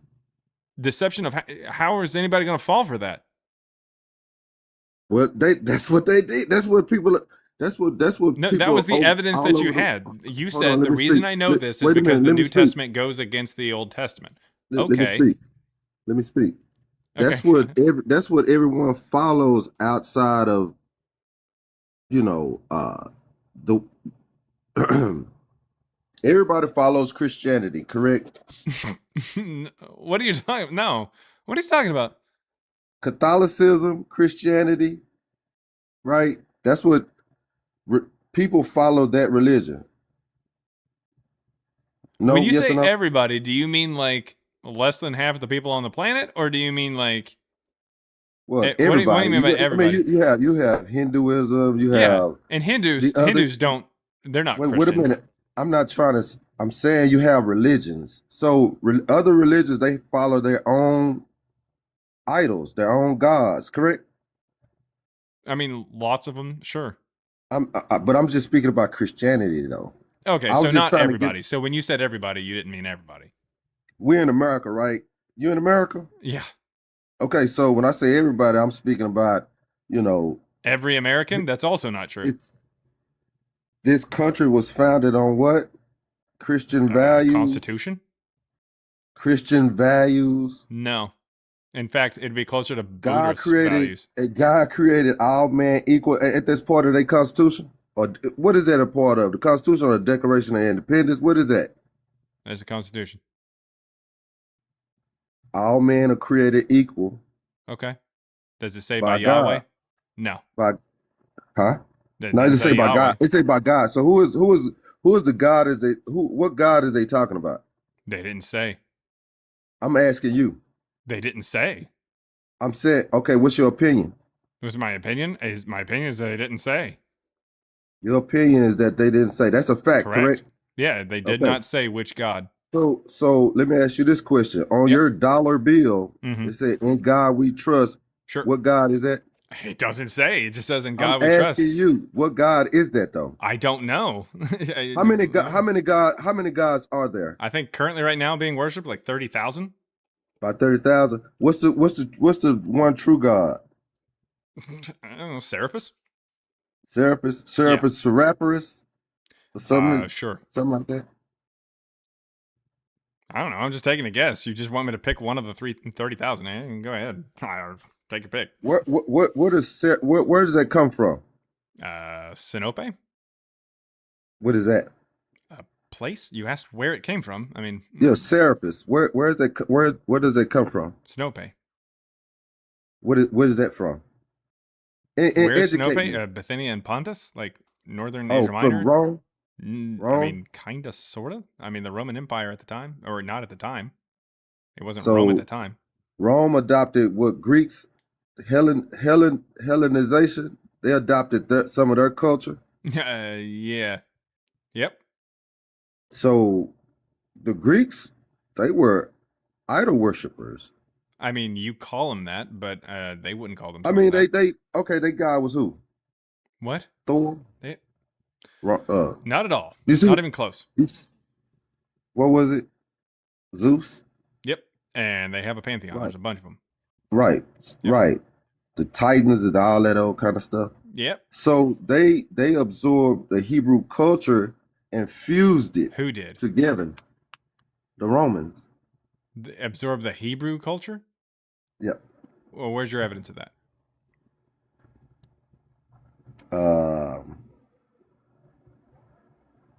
Damn, I don't even have any evidence. I mean, I What? get the story. Like What? it's a nice sounding, cool story. It sounds sexy, flashy. It, What? it's like a conspiracy kind of thing. Sounds mysterious, Okay, But, let me we don't have any evidence that actually happened. You're just kind of saying it. Right. So, but when I read in the New Testament, right, Mm-hmm. there are places in the New Testament where it goes against the Torah. Okay. So what does that Right. have to do with whether or not Rome used the Torah? If it goes against it, why would they? Why would Who that? created- Why who would that be created the- evidence who- of somebody using the Torah? Who created the New Testament? Marcion? He's the first one to Who? publish a New Testament in 144. Who is Marcion? He's a Christian theologian. So he was the Christian that created Christianity. No, you just asked me like the New Testament. Christianity was already around. Christianity goes back By who? as say what? By who? What do you mean by who? What authority? I don't know what you're talking about. What are you You asking? said Christianity was Already before, around. Yeah. Was already okay. Christianity was already around Mm-hmm. By who? What do you mean by authority? who? What authority? You're not really asking a question that makes any sense. What Please people rephrase was it. what people was worshiping Christianity when it's in its origin? The same people who make a cup in Alexandria that dates to the late 1st century BCE that says through Cressos the magician. Probably the same people who are What people mentioned is in an that? inscription over in Rome that What says people is that? Christians in it. Say what? What people is that? Egyptians? Oh, the Egyptians was in Rome? They was ruling Rome? Or was Rome ruling Egypt? Are you just saying like Roman people within the Roman Empire invented Christianity, or are you I saying don't the government did? I don't know. Okay. Well, sounds like you don't have evidence and you don't even really know what you're talking about. That's what you just said. That's why I was asking you questions. Your questions tell me everything I need to know. You were asking me questions because my questions tell you everything? Yep. I don't think that's how English or conversations work. Oh, my bad. Your answers tell me everything I need to know. Oh, okay. But it's all good though. I just said that the Romans created Christianity, right? Mm-hmm. To subdue the And Hebrews. again, the Roman government, is that what you're saying? And I'm saying, like, who was ruling at the time when they subdued? Yeah, when you say Romans, like, give me an example of who you mean, or like Vespasian and Titus. Okay, so an emperor. So the common folk, the common. Are you saying Vespasian like invented Christianity, because Christianity's around before him? By what authority? What do you mean by what authority? Nero, he mentions Christians in 64. So like Vespasian isn't emperor until about like 69. Giggity. Nice. So, I mean, what are you talking about? Vespasian was ruling in 69? Yeah, somewhere around there, about 68, 69 is the first year of him. He shows up after Nero. Because he starts the First Jewish-Roman War along with his son Titus in 68. He starts the military campaign at the Sea of Galilee and goes down towards Jerusalem. It takes 3 years. That being said, halfway through that, he ends up going over to Rome to be like voted or inducted in as the emperor, crown the emperor. So I mean, it wouldn't make any sense for him to have created Christianity. We already see evidence of it prior.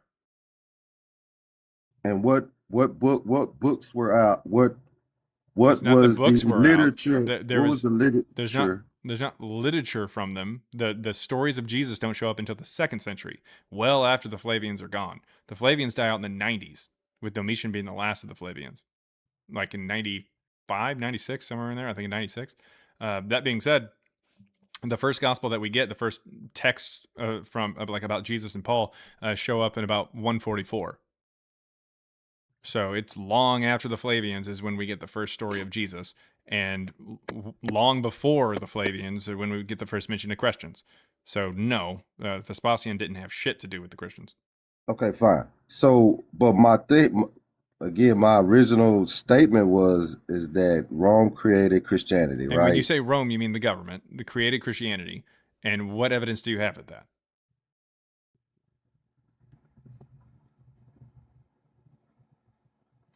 Give me a sec.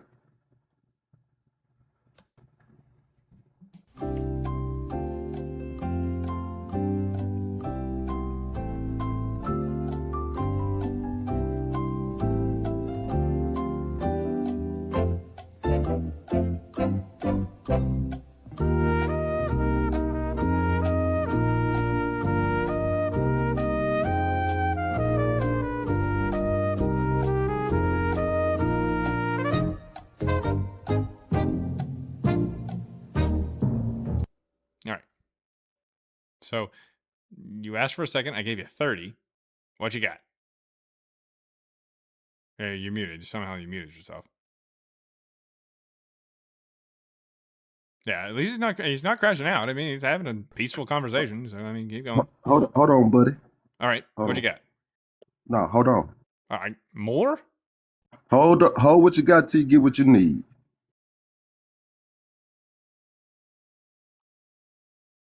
I like that. I like that. That was actually pretty good. Yeah.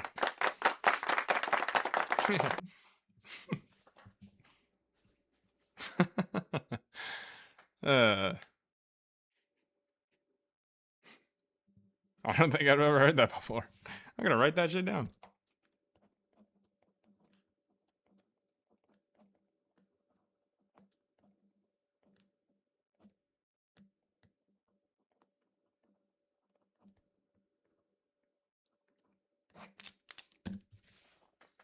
All right.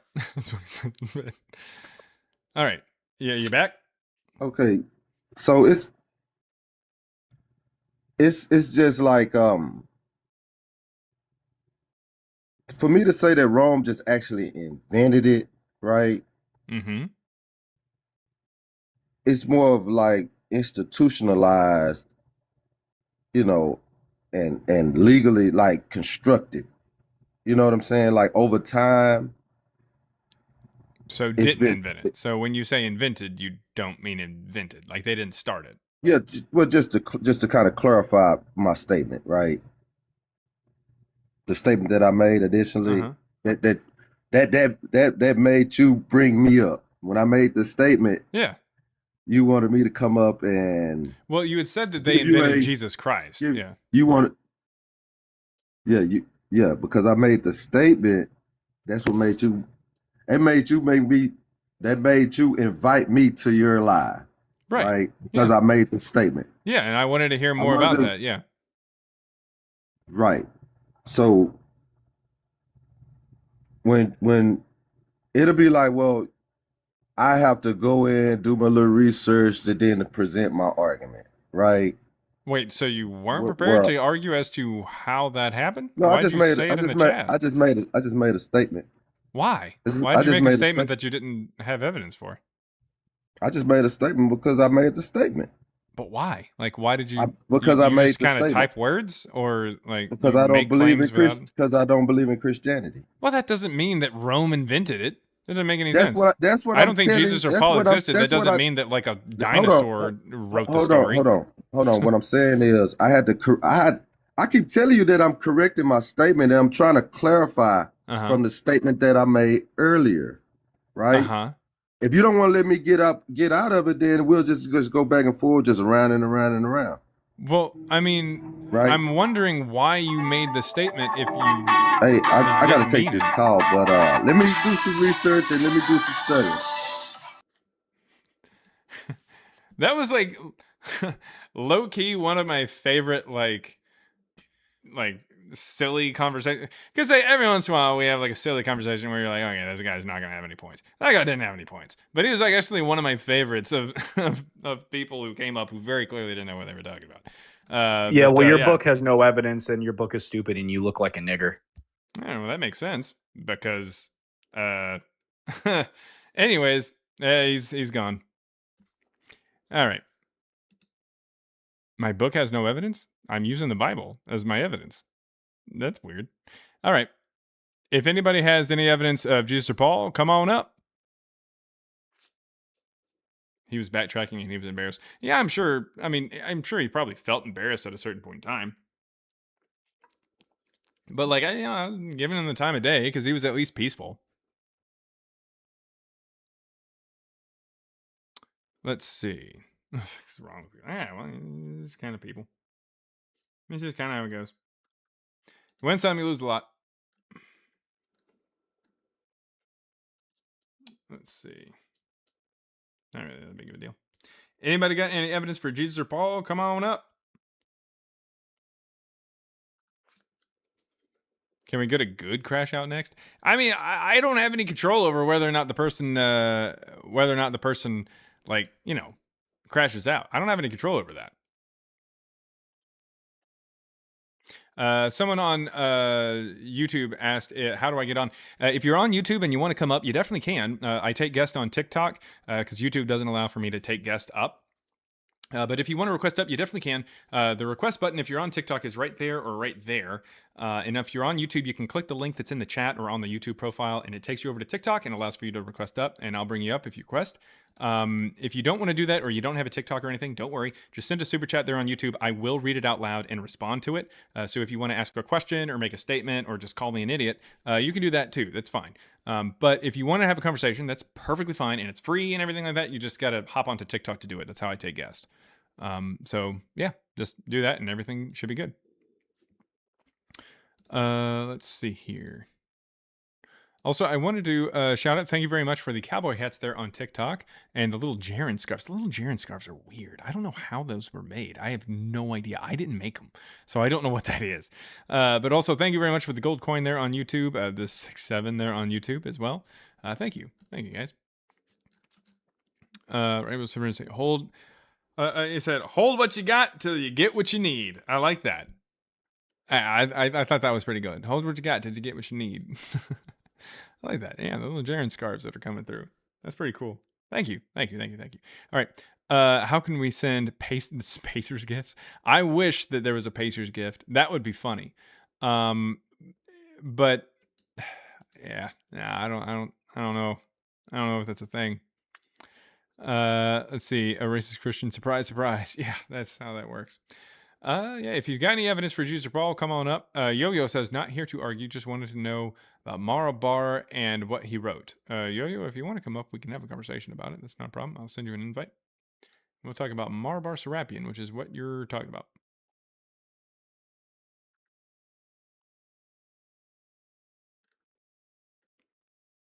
The TikTok AI made the Jaren scars. Dougal got one too. But how did it know my name was Jaren? Like, how did it know that? Oh, cool. Little paper clang. That's pretty cool. And if you're on YouTube, I just did that because there was a there was a thing on TikTok that popped up. If you're on YouTube, that looked really stupid.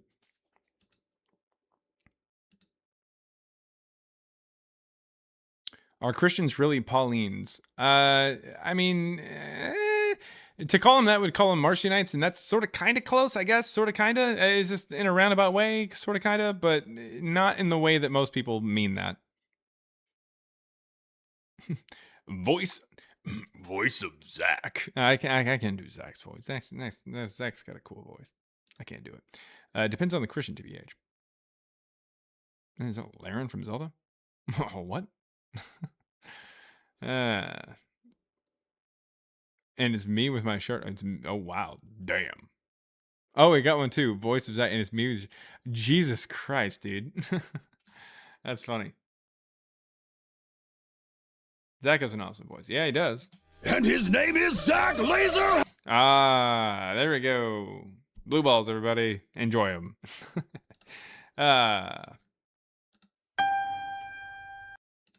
All right. From Paul to the Gospels, are there any other evidence of his existence? From Paul to the Gospels, are there any other evidence of his existence? I don't know what I don't know what you're asking. I don't know what you're asking. Like, are you saying, is there any other? What the hell is that? That was really. I don't know what that was, but it was pretty cool. that was wild. Anyways, it's a dad. Oh, it's a dad kid. Okay. Oh, okay. That's cool. Cause a little baby bear. Ooh. Yeah. Thank you for that gold chain there. Okay. Sandy 10 coming in the chat there, or coming on the panel. Scarf of Drins better than the Shroud Turn. Hell yeah. Sandy 10, what's going on? So I'm on my way to work right now. I'm scrolling through YouTube Shorts, and your stream popped up, and I thought you were sorry. It's really quiet. What are you saying? Oh shit! 1 second. Yeah, it sounds like it might be on Bluetooth. Yeah, take off Bluetooth and it might work better.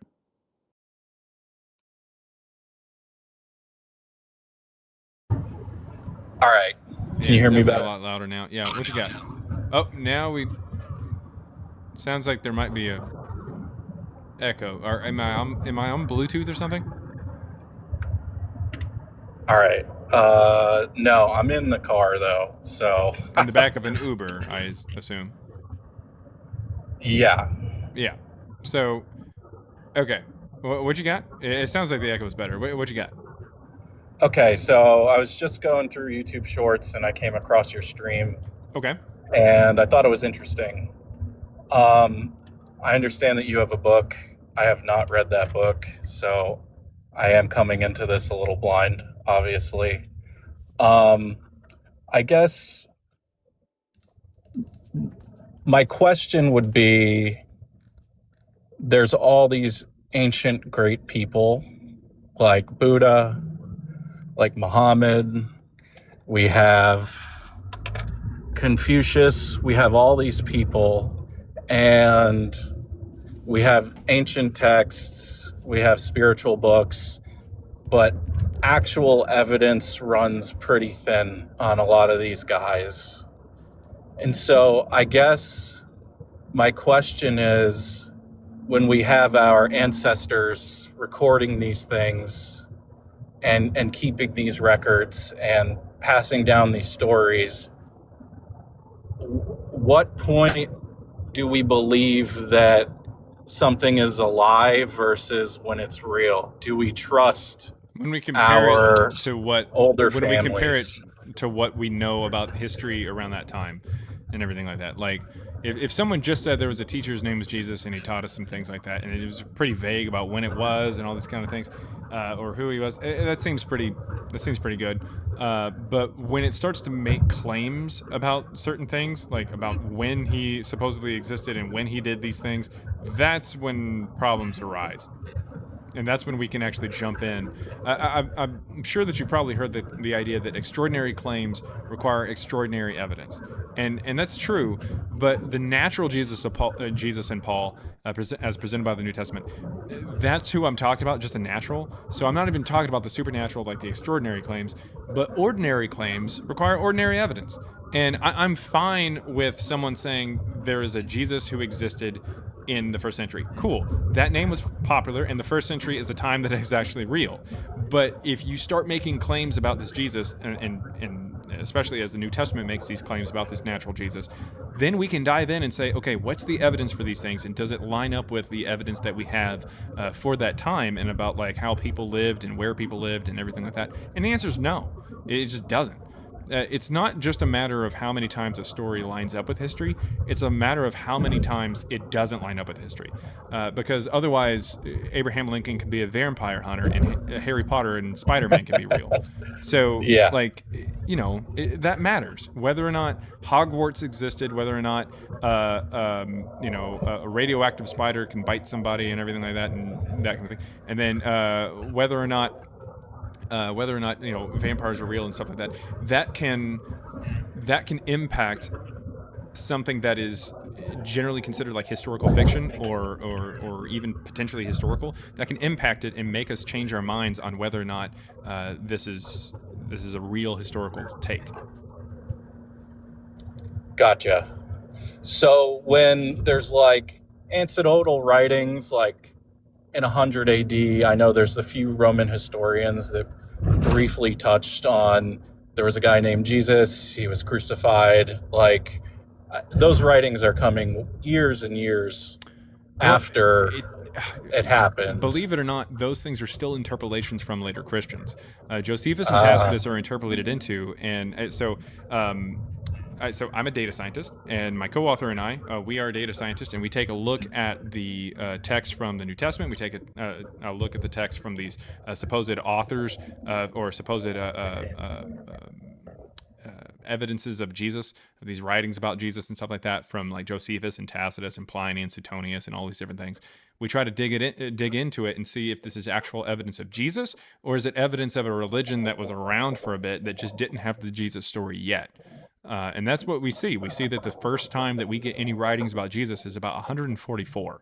And it's published by a Christian who didn't think that Jesus was a human being. He just depicted this character as this like God who comes down out of heaven and teaches them some things, and then kind of fucks off. So yeah, that's more or less what we end up with. So the typical atheist or like naturalistic view of the Jesus concept is that Jesus is a natural person who becomes deified over time, but in reality, it's more of a deity who becomes historicized over time. Over time, people start giving him genealogies and birth stories, and there's even text outside the New Testament later on where he's like a kid and stuff like that. Like it's pretty clear that they're just kind of making shit up as they go along. Yeah, making shit up as they go along is a good way to put it. So just on a macro level, then, did Buddha exist? I haven't looked into Buddha enough to be able to make a statement on that one. Well, okay. That's fair. I'm just trying to like extrapolate if all these religions as a whole centering around these figures that are men that become godlike or were recorded that way later on, like if it's all BS. I know a lot of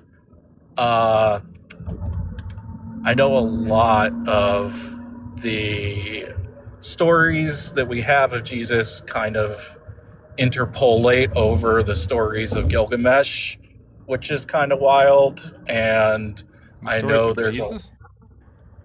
Yeah, bro. For Gilgamesh? Yeah, bro, like miraculous birth and there's a lot of it's kind of strange, the crossovers. Miraculous birth, there's a meteor going in the sky, he gets the gifts, like it's weird. But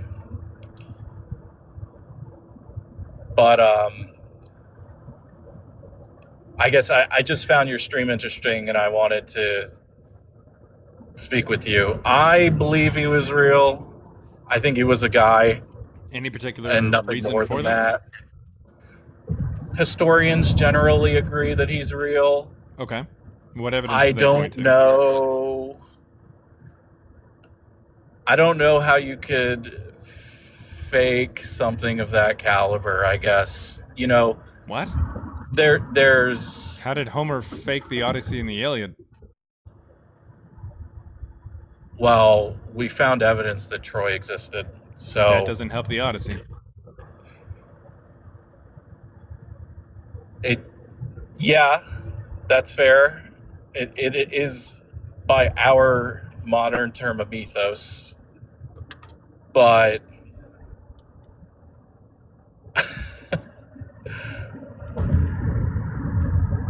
So that's what I would say Jesus and Paul are like mythological characters. That's what I'm saying. Yeah, but Pontius Pilate was a real guy. Yeah. We know that. Yep. And Peter Parker meets Barack Obama.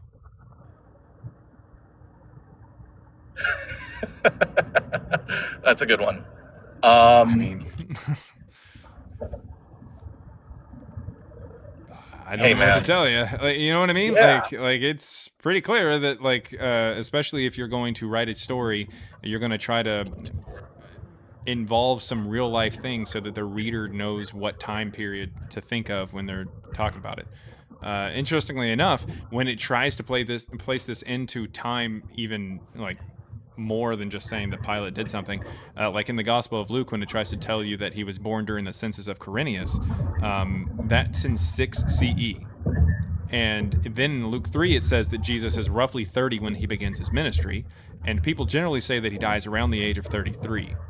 If he died at the age of 33 and he was born in 6, then what year would he have been crucified in, roughly?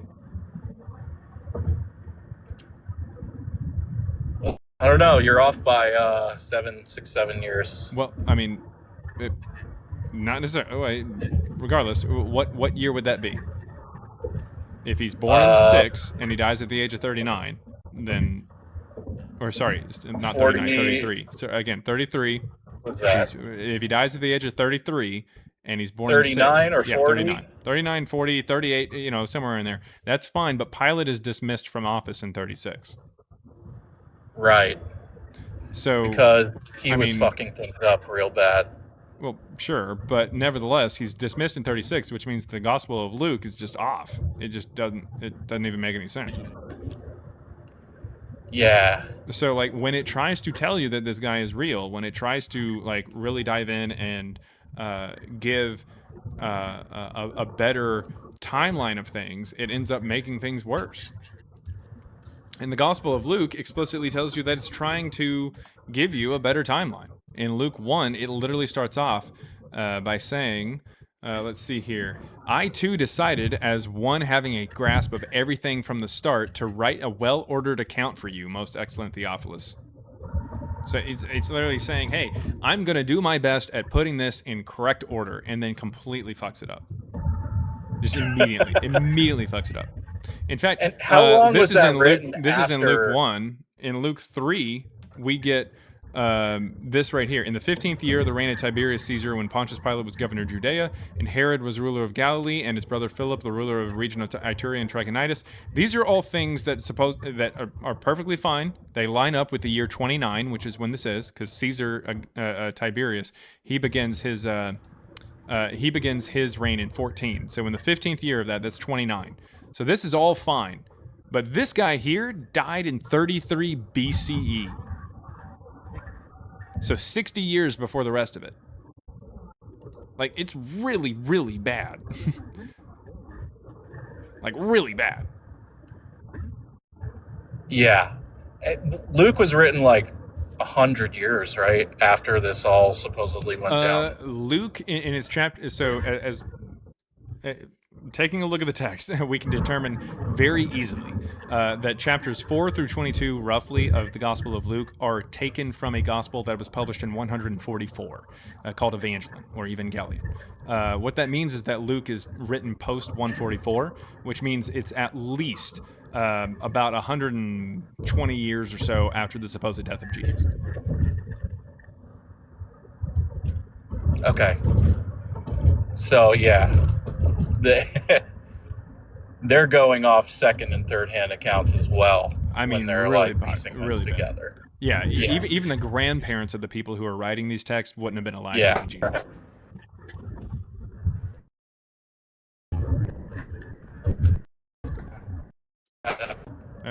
Okay. I guess my question is still like, if Jesus didn't exist, how far can we go with these big spiritual figures across history just not existing? Like, the records are so shaky for most of them. It's not just that the record especially is shaky, with a guy like it's Buddha, that the stories that we have way don't even line farther. up with history. That's the problem. It's not just a lack of information, it's also the information we have is bad.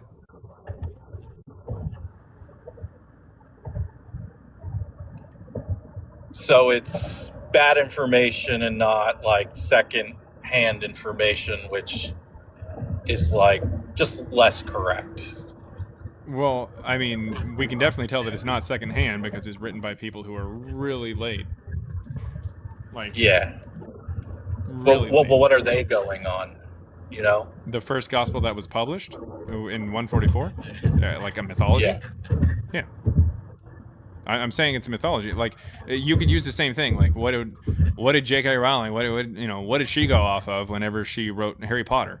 You could even apply it to other mythology. Like, well, what did the first person who wrote about Heracles go off of? What did Homer go off of for Odysseus? Like it's like at a certain point you can just keep asking that question and assuming that there's a real story behind it, but fiction just is fiction. Okay. That's fair.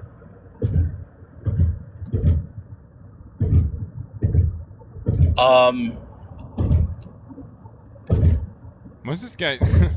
What are you running over, man? Oh, I'm on a bridge. Oh, there's okay. like little gaps.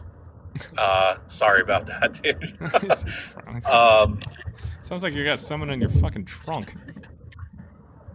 Yeah, my bad. Hold on. Should be getting off now. All right.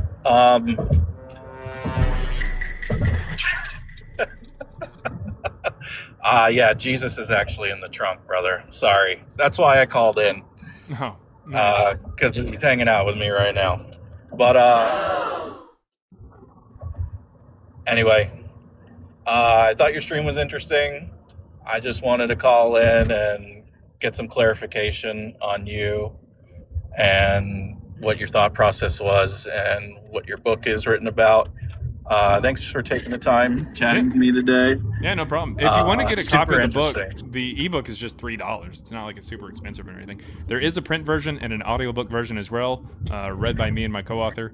They're on Audible, but the ebook, the link is in the profile here, and if you're watching on YouTube, the ebook link is on the YouTube profile. Again, it's just $3 for the book. We don't charge a ton of money for it or anything like that. I had a question. Got you, man. I'll check it out. All right. Well, thank you very much. That is Sandy 10, everybody. Sandy 10. Thank you for coming up. All right, Robert, what you got? Yo, can you hear me? Yep. Okay. Like, in your opinion, who would you say is the most controversial person in the world, in all of history? Controversial? Yeah. Why? Do you know what that word means? Well, yeah, but like, what does that have to do with whether or not someone existed? No, it's just a question outside of outside of controversial. the. I don't know. Fucking. I don't know. Muhammad. Muhammad. Okay. Who would you say number 2 would be? I have no idea. Controversial? Yeah. I don't know. Donald Trump. Okay. My next question is, what the most of all time, all history? What do you think the most popular book is? Most popular book? Pride and Prejudice. Yeah. Huh? What? Pride and Prejudice? Of all time? Probably the Iliad or Odyssey. Okay. There's like How about before Egyptians that before the Odyssey or the Iliad? Epic of Gilgamesh? Okay. Well, the point I'm trying to get at is, I think the most popular book in all of history is the Bible. Okay. And I think the most controversial person in all of history is Jesus. Sounds so good. So if you're gonna make a claim that, you know, it's fake or whatever, then, you know, more power to you. Sweet. But, you know, I mean, there just because something is controversial or popular doesn't mean anything. Harry Potter's super popular as well. Does that mean Harry Potter's real? Yeah, Santa Claus is very popular too. I didn't say that. I said Harry Potter. Is Harry Potter real? Yeah. No, he's not real. Oh, okay. Well, how did you determine that Harry Potter wasn't real, but Jesus is supposedly real as well, when there's about the same amount of evidence? Oh, so there was accounts of Harry Potter? Say what? Was there like gospels and accounts and texts and documents? They're called the books of Harry Potter. There's also spin-offs. But we don't have we don't have anybody who says that they actually saw Harry Potter. Just the same thing, we don't have anybody who says that I actually saw Jesus. So there was no evidence outside of. Is there any evidence outside of Harry Potter books that there is Harry Potter? Yeah, fan fiction and movies. Okay, well that's just made up. Okay, but, well the stories of Jesus are made up. Do you have any evidence that they're not? My next question is, outside the Bible, is there historical facts and evidence that Jesus was, you know, was a human, was walked on the earth? No, otherwise I wouldn't have this live. Okay, I mean, if do you if have you truly any evidence that, of these things? Isn't there like something called the Gospels? That's in the Bible. You said outside the Bible? Outside of the Bible is the Gospels? Well, I mean, there's.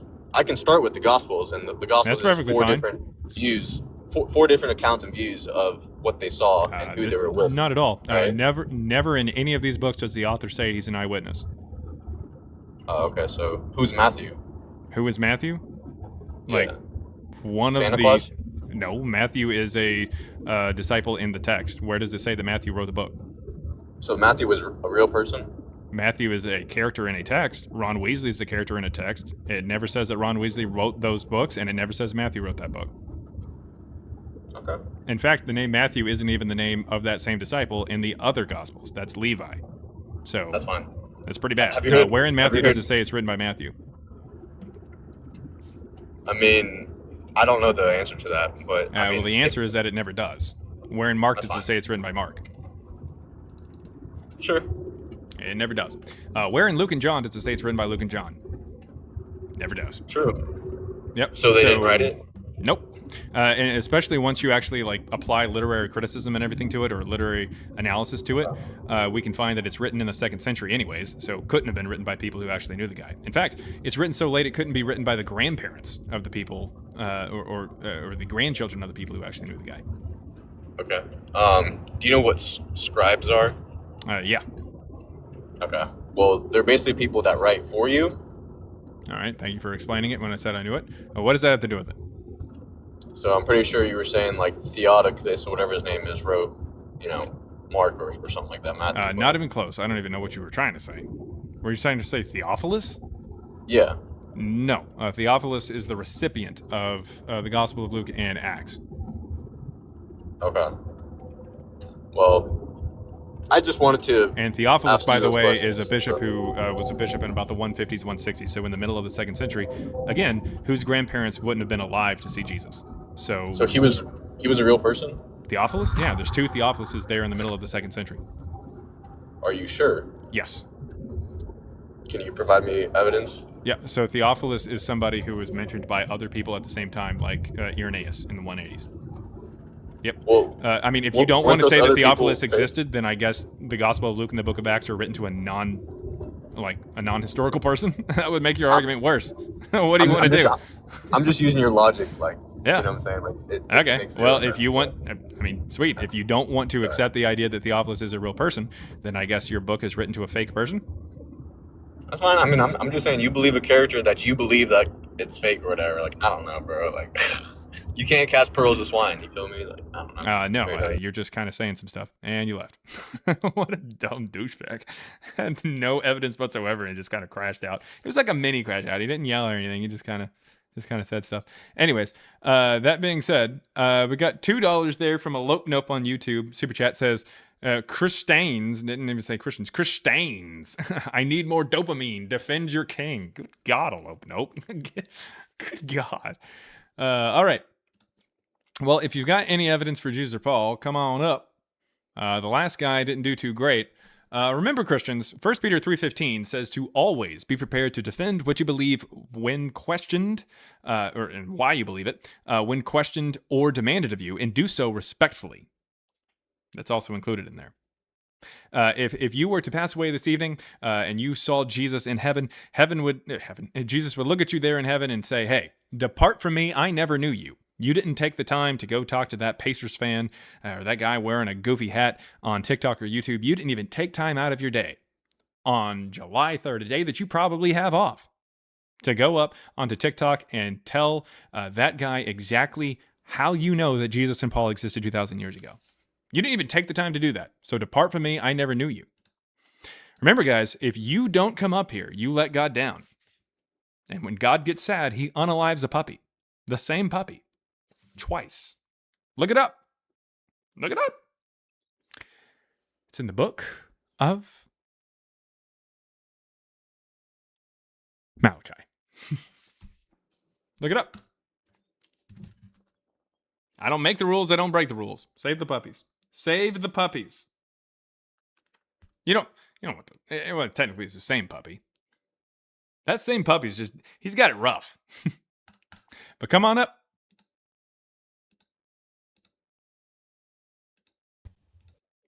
What is going on? Nobody. What you got, man?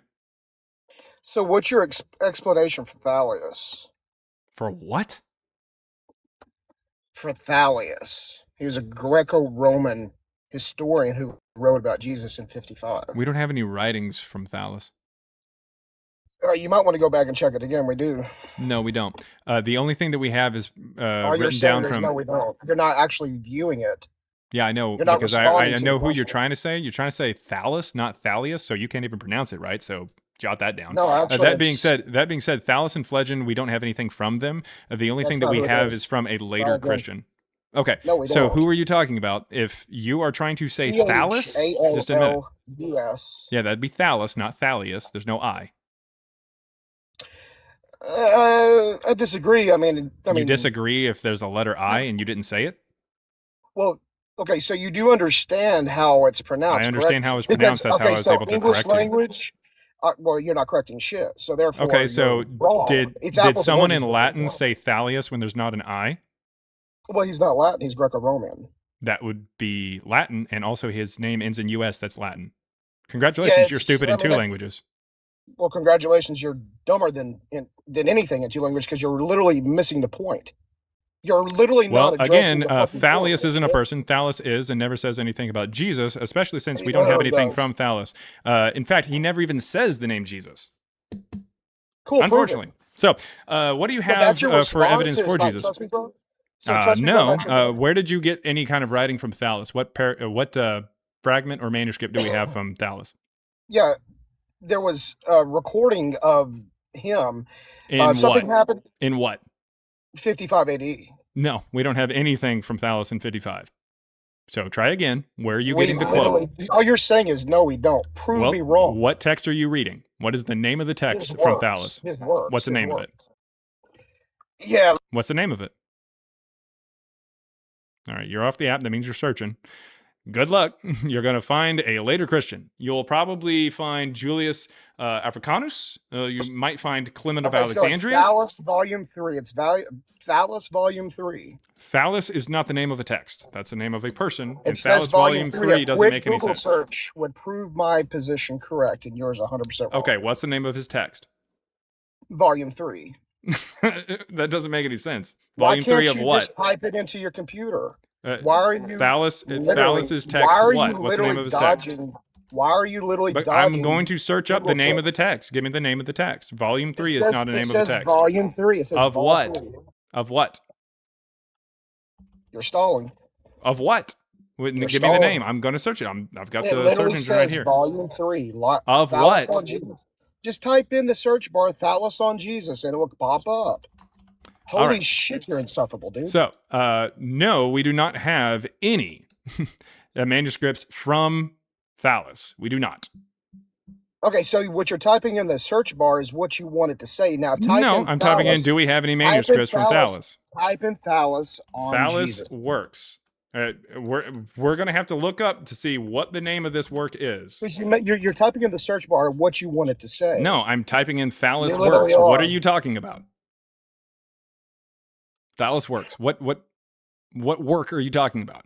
Well, so you say he's 2nd century, but it literally says 1st century. So your whole argument He is from the 1st century, but we don't have any writings from the guy. To that point. Yes. But, okay, so go back to the screen. Listen, Go back Thallus to the is someone screen. from the 1st century Go back to that the we don't have screen. any writings from. Go back to the screen. The only thing that we have, Pull and the screen back up. this is the citation from this particular Google search. It's called A Christian Think No, Tank. no, no, is no, the, hold is on, the hold name on. of this particular? Hold on. No, it's literally is not the a Christian. listen. Well, the problem listen. there, he's not a This Christian. is the source. Listen. That's the not a only Christian thing. think tank. That's Cool. that's his. No, I'm story. saying that's the name of the website.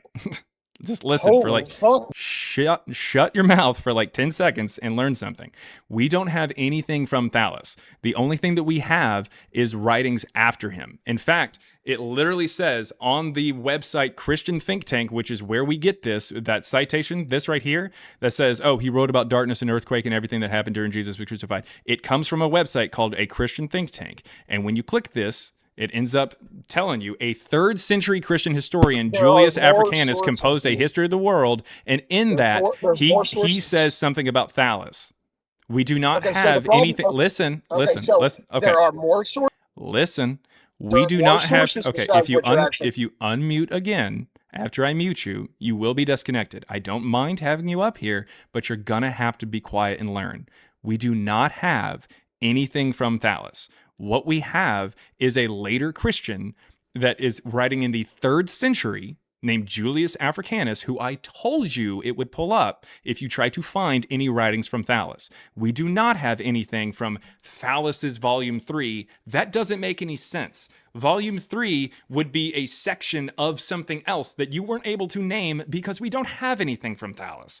The only thing we have is Julius Africanus and maybe something from Clement of Alexandria, again, later on in the 3rd century, who say that they're quoting Thallus. We don't have anything. And on top of that, the only thing that it says is in this 3rd book of his history, Thallus calls this darkness an eclipse of the sun, wrongly in my opinion.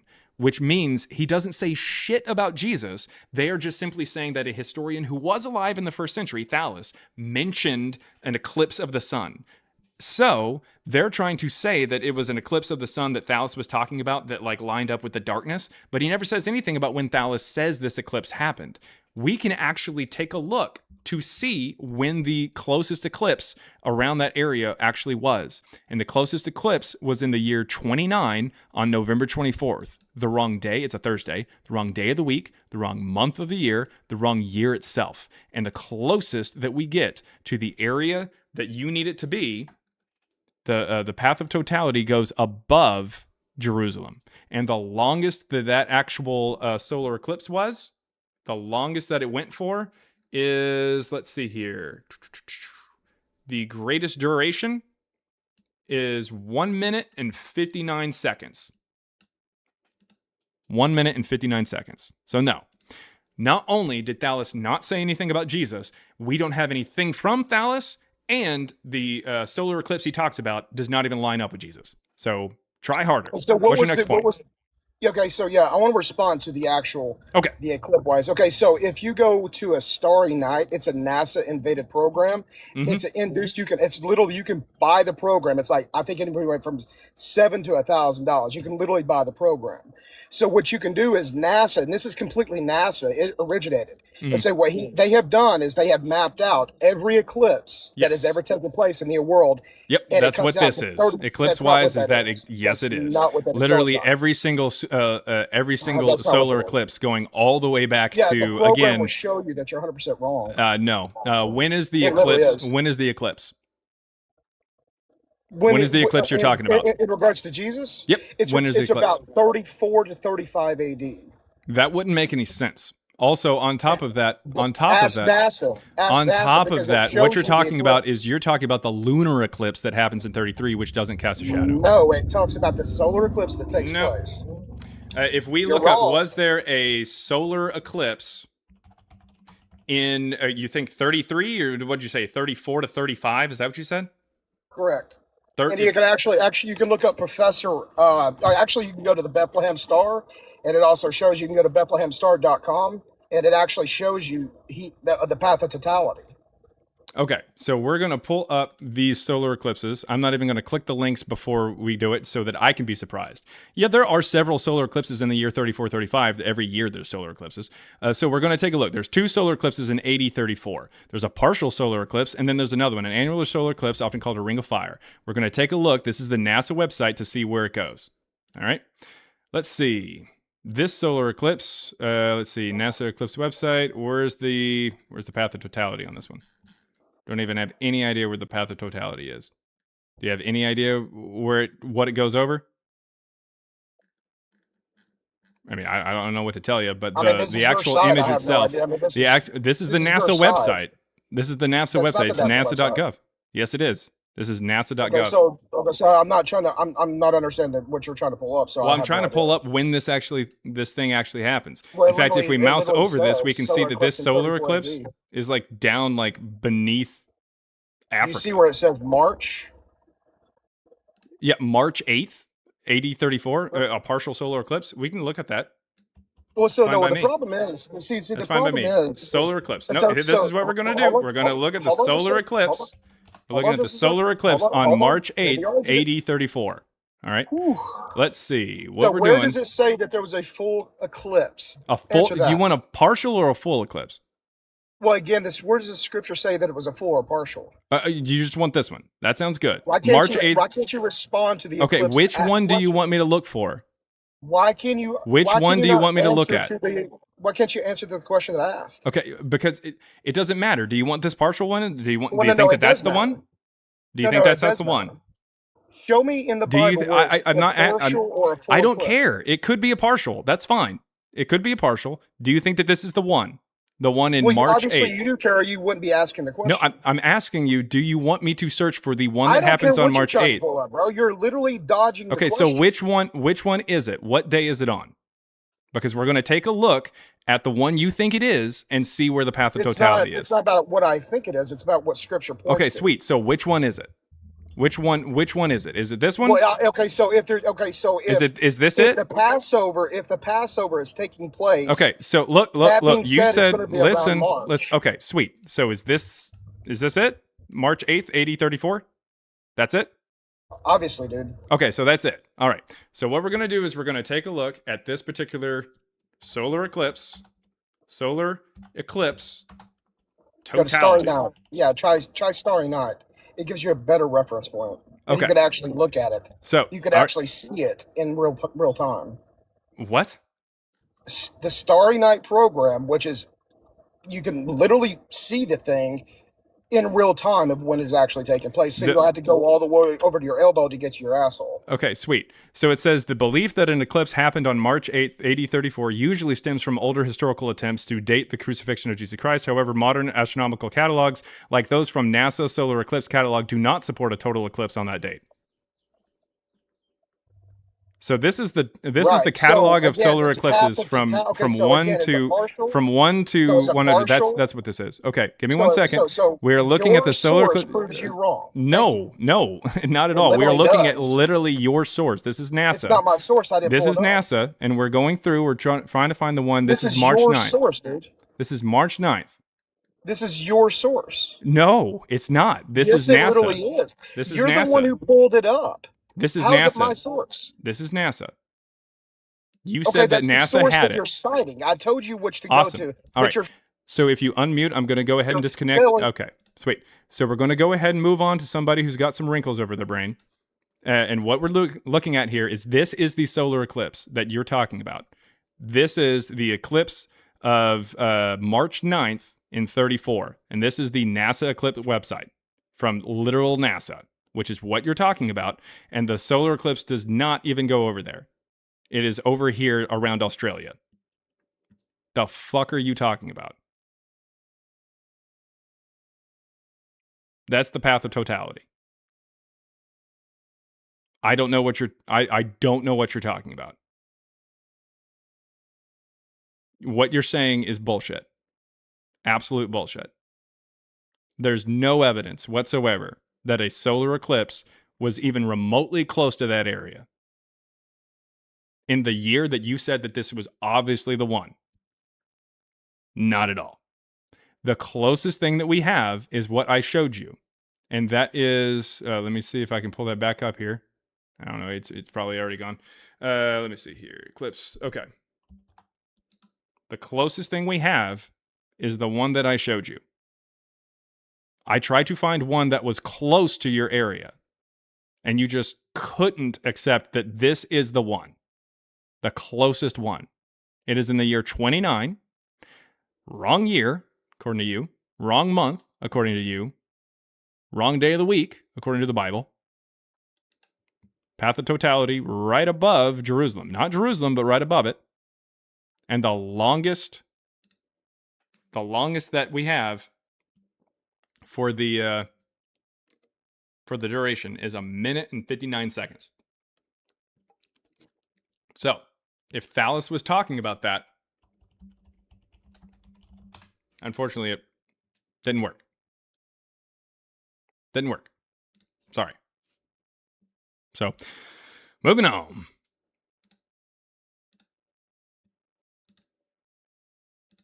All right. Let's see, $2 there on the super chat. Again, if you're on YouTube and you want to send a super chat so that I can read it out and respond to it, I definitely will. Or you can click the link to come over to TikTok. That's how I take guests. Let's see, $2 super chat from Hope Nope says Bible verse thing I created for you. Okay, yes. I got the thing. Someone helped out there. His name is Gray Eyes. He did a great job there. I just got to get it installed and everything like that to have it up there. And then $2 there from Ron Louther says, how do you not believe in Jesus and you're a JW? A what? What? A Jehovah's Witness? Is that what you're saying? Yeah, he's saying Jehovah's Witness. What? Yo, could you hear me okay, man? Yeah, I can hear you, but the fuck Am is I that person clear enough? talking Yeah, about? or do you want me to go and get my headset? Oh, no, I can hear you. Yeah, you're fine. But I don't understand why the guy's saying I'm a Jehovah's... When did I say I was Jehovah's Witness? I don't know where he's got that from. Yeah, it's really weird. Yeah, anyways, give me just a sec. What you got, Peter? You know, Peter, Yeah, so I'm somewhat of a Jehovah's Witness myself. Oh, okay. Yeah, thanks for having me on. And yeah, so when it comes to like historical evidence for the life of Jesus, for the life of Paul, so like have you ever heard? Obviously, you're familiar with the island of Malta. Yeah. Yeah. So in the book of Acts, when the Apostle Paul, when he was on his way to go to Rome, and he was going to stand before the emperor, and which then he was later on tried. He was held in a cell. And you can actually go to that cell in Rome, and then he was put to How death. did they determine that was the one that he was in? I don't actually know, it's just the way tourism, that they man. went about that, but according it's just to what tourism. was written, right? Well, It's kind of so like how you anyway, can go up to if- Plymouth right yeah, now and well, they'll show so- you Plymouth Rock in America, but there's no actual way that they can find what the first rock they stepped on was. That's insane. Okay, so just in the same way that the NASA website, they can sort of like theorize as to where an eclipse would have been. No, it's not But all those theorized. years It's ago, use math how to do you actually be know? able to figure How it do out. they know that it's like Because of absolute, math. They're that not that able is to. where Okay, that moved? they're not able. You Okay, know? please listen. For solar I'm listening, eclipses, yep. okay, for solar eclipses, we are able to use math and science to be able to figure out when these eclipses happened. We're able to find Yep. out where the path of totality was, how long the duration was, the greatest eclipse areas, that kind of thing. This is something that we are capable of doing because of math, because of how the Earth spins, because of its orbit, and because of the sun and everything. We're capable of figuring this stuff out. All right, and even if we were off by a slight amount, that wouldn't suddenly mean that path of totality just shifts all the way over to the Middle East. That's insane. On top of that, for the claim for, like, say, Plymouth Rock being the first thing that the Pilgrims stepped on, that's insanity. That doesn't make any sense. They didn't put any kind of marker there. It's just later on somebody just pointed to a rock. Same thing goes for the prison cell for Paul. There's no evidence Paul even existed, let alone that is the one that he actually stayed in. No one kept record of him. That's why we don't have any evidence for him. Like, literally no one outside of Christianity ever mentions Paul. So how would we know that Paul stayed in that cell if no one outside of Christianity mentions him? History. Like what? Jesus is recorded in other history than just Sweet. We're not biblical talking about history. Jesus at the moment. We're talking about Paul. Yeah, How did they determine? No, but how did they determine that Paul's? No, but the title says for Jesus and Paul. It says so Jesus it's and two, Paul, it's the and two you in brought one. up Paul, so that's what we're going to stick on. And then also so where I was going, Peter, if you remember, I had mentioned Malta. Peter, yes, I'm not going to mute you necessarily, but I will if I have to. Listen, you brought up Paul. You mentioned that there was the actual cell that you can go and see. How did we determine that was his cell? History. What history? Historical evidence. Like what?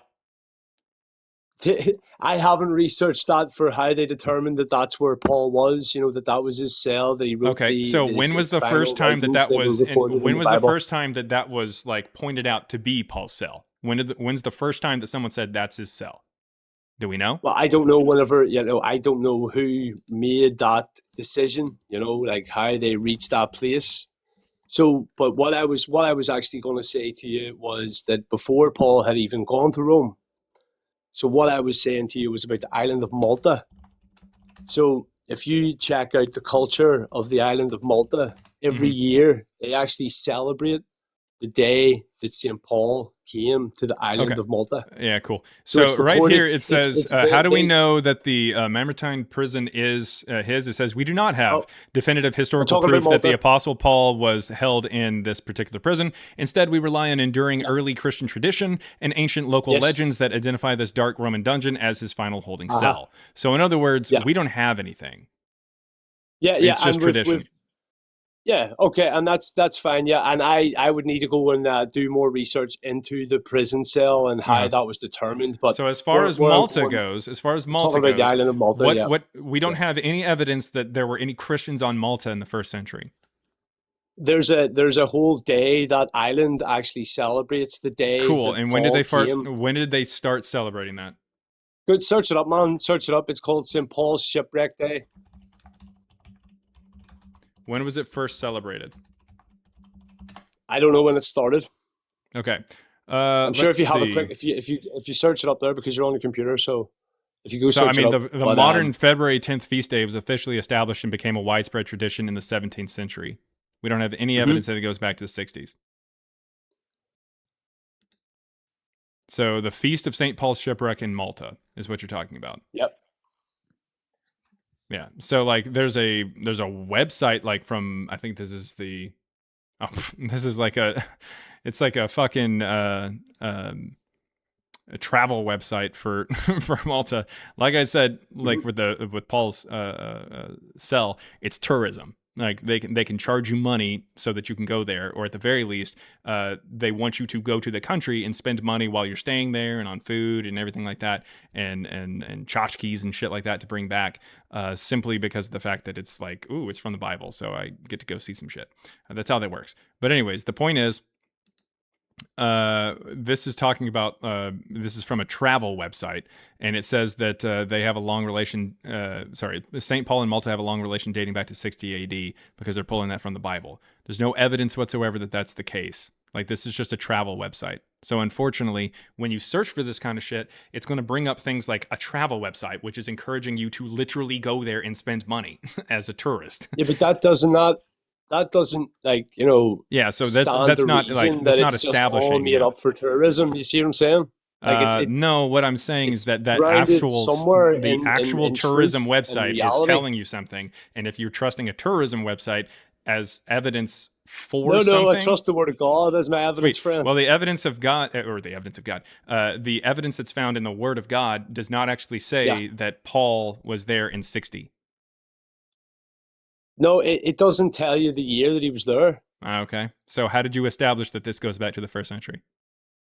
It happened it's recorded in the Book of Acts. Now, Cool. you know. So how did you determine that was historically reliable when it says that? Well, what you can do, you can sort of narrow down, you know, I'm not a historian by any means, but what you can do is when you check through the Book of Acts, right, so you see like the likes of King Agrippa, he was one of the kings that Paul spoke before, and then, you know, and then there was Felix as well. And, you know, so these different these historical characters, they can be, you know, researched, and then you can determine like what the time frame was from those names. And then you'll be able to work out, okay, so who was the emperor at that point? Mm-hmm. So then, if you look at that emperor's reign, then you'll be able to go, okay, all right. So Paul, he was coming near the end of his time. Cool. So the story there in Malta is that Paul was bit by a snake, right? It does, yes. Yep. So Malta does not have any truly lethal or aggressive venomous snakes today. However, the island is home to the cat snake. This snake is mildly venomous. Yep. Sweet. But it is a small, nocturnal, and not dangerous to humans. I don't know what to tell you about. Yeah. So what snake was he bit by in the first century then? It doesn't describe what the snake. It was poisonous, you know, because it's recorded in the word that you know, the islanders, they saw that he was bitten. All right, by cool. snake, So scientists have found no fossil or be... historical evidence that deadly venomous vipers ever lived on Malta. Instead, historical records suggest that Malta's only mildly venomous snake, the cat snake, was likely introduced to the island by ancient humans trading goods. So no, there were no villagers who were standing there going, "Oh my God, he's about to die," and then he didn't die, so it must have been a miracle. Yeah, but who recorded that?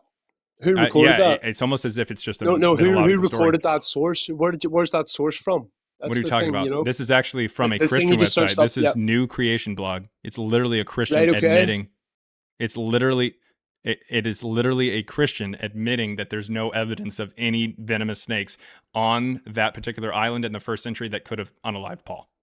Okay, but that doesn't necessarily mean that all those years ago there couldn't have been.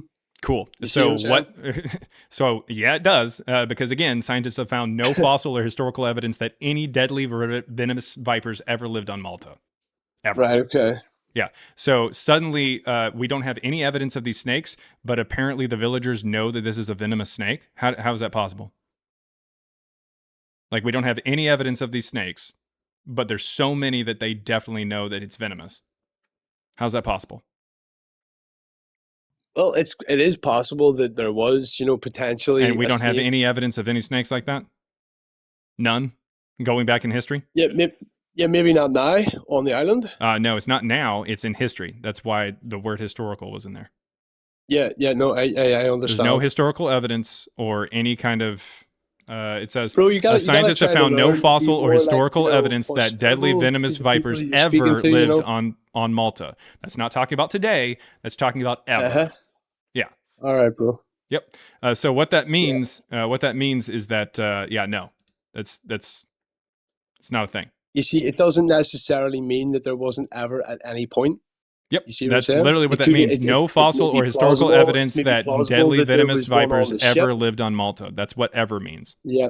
You're saying it doesn't mean that it doesn't mean that there wasn't one that ever lived. Yeah, it does. When it says Yeah, there's there could have never been one on the any ship, evidence. you know? That's pretty bad. So The- you the ship that- believe yeah. you believe that there are so many snakes that people were aware as to whether or not it would unalive you, like the story tries to say, and they No, were I just know worried that the Paul was going to Romans drop were- dead. were known They for were transporting exotic Sweet. animals, Cool. so I mean, it's All right. it's highly. So you've been muted because I don't know why you're talking over me. I'm asking you a question. All right. There are so many that the villagers know what it is and know that it's deadly, but yet we don't have any evidence that there was ever anything deadly on there, that on the island. That's what you're going with? Like, it's almost like this is just a made up story from someone who's never even been to Malta. But you got to learn to be respectful, let people Cool. Yeah. talk. So I'm you know? asking a question. Do you believe that there was a venomous snake that was so popular that people knew that it was venomous in the story, and yet there's no evidence that any venomous snake that was lethal to humans was ever on that island? So this is where I'll go ahead and I'll say what I was Is saying. this a then, magic that snake? It's like possible. a faith snake? It's possible. All right. So the Romans were known for This is exporting not Romans. This is Malta. exotic animals. Yeah. Sweet. This is Malta. Right. Yeah. Cool. It was a Roman ship. Sweet. Yeah. Paul was being transported on a Roman ship. Sweet. Did it bring Yeah. the snakes with them? Potentially. Okay. You don't So know. how did the I don't know. villagers know what it was? Yeah. No, they would have seen it. They would have seen it. No, These- they wouldn't have, because these there's no evidence of any primitive venomous people snakes on the weren't island. idiots. What the I'm fuck are pretty you sure they talking had about? boats, you know? What are you talking about? There's pretty- no I'm evidence pretty of sure any they had venomous snakes transport, on you there. know? So they're They'll have seeing seen a snake for the before. first time and they're going, that's venomous? How do they know? Well, you have a very low opinion of ancient people. Yeah, especially ones who don't know what a venomous snake No, is. man, they were far more intelligent than you and I, my friend. No, not at all. Yeah, Anyways, that far being more said, thank you intelligent. very much for coming up. I have no idea what you're even getting at, really. Diana coming up here. And then also, by the way, $2 super chat there from Ron Lowther says, LOL, no, here we go, queef. Oh my God. So, Jesus Christ, that's what you mean by JW? My God. My God. Anyways, $1.99 there from Rack First says, Friday, April 3rd, 33 AD, read AI overview. I don't know what to tell you. I don't, like, that's not going to help with any kind of like solar eclipse. Again, there was a lunar eclipse that happened sort of kind of somewhere around there, but a lunar eclipse doesn't cast a shadow, so it wouldn't do anything. And then we have, wait, is this Bar? Is this Bar up here? Yeah, what's up, bro? Hey, what's going on, man? What you got? So, yesterday I was can you hear me? Yeah, I can hear you. Okay, so yesterday I was talking to a Christian, and yeah, I know This never ends well. He brought up this guy, T.C. Schmidt. Yeah. So I said I would go and look into it. I'm doing research on this guy, and he wrote a book called Josephus and Jesus: New Evidence for the One Called Christ, where he's arguing that the testimony is completely authentic. Completely, yeah. That's what he's saying in Yep. the book. Yep. So I'm trying to, I just wanted to throw it, like, run it by you to see, like, have you heard of this guy? Do you know he's? Yeah. So he does use a form of That's what I stylometric seen. analysis. He uses That's a what I form seen, of yeah. it. But stylometry is kind of, I say stylometry, but in reality, it's that we're using distance formulas that calculate the most frequently used words and ranks them and then discovers the author's style based off of this, because it's more scientifically proven that, like, we use like our function words like I, you, and the really frequent words that we use these in our own unique ways. So it shows kind of the fingerprint of the author or the speaker. What he did is technically under the field of stylometry, which is taking a look at the style of the author or the word choice. But he's not looking at the function words. What T.C. Schmidt did was he looked at the thematic words. He's taking a look at some of the words that pop out. Thematic words would be things that are indicative of genre, like a thematic word of J.K. Rowling would be wand or wizard, that kind of thing. But believe it or not, that's not the most frequently used word. if that makes sense. The most frequently used words would be like he or she or we or I, that kind of thing. But nevertheless, my point is that T.C. Smith went through there and he said, oh, hey, here is a word or a phrase that I feel like Josephus has used in other texts, or we can see that Josephus has used in other texts, so therefore he wrote it. And that's not really accurate, really, especially since he never compared it to Eusebius, who we identified as the actual author.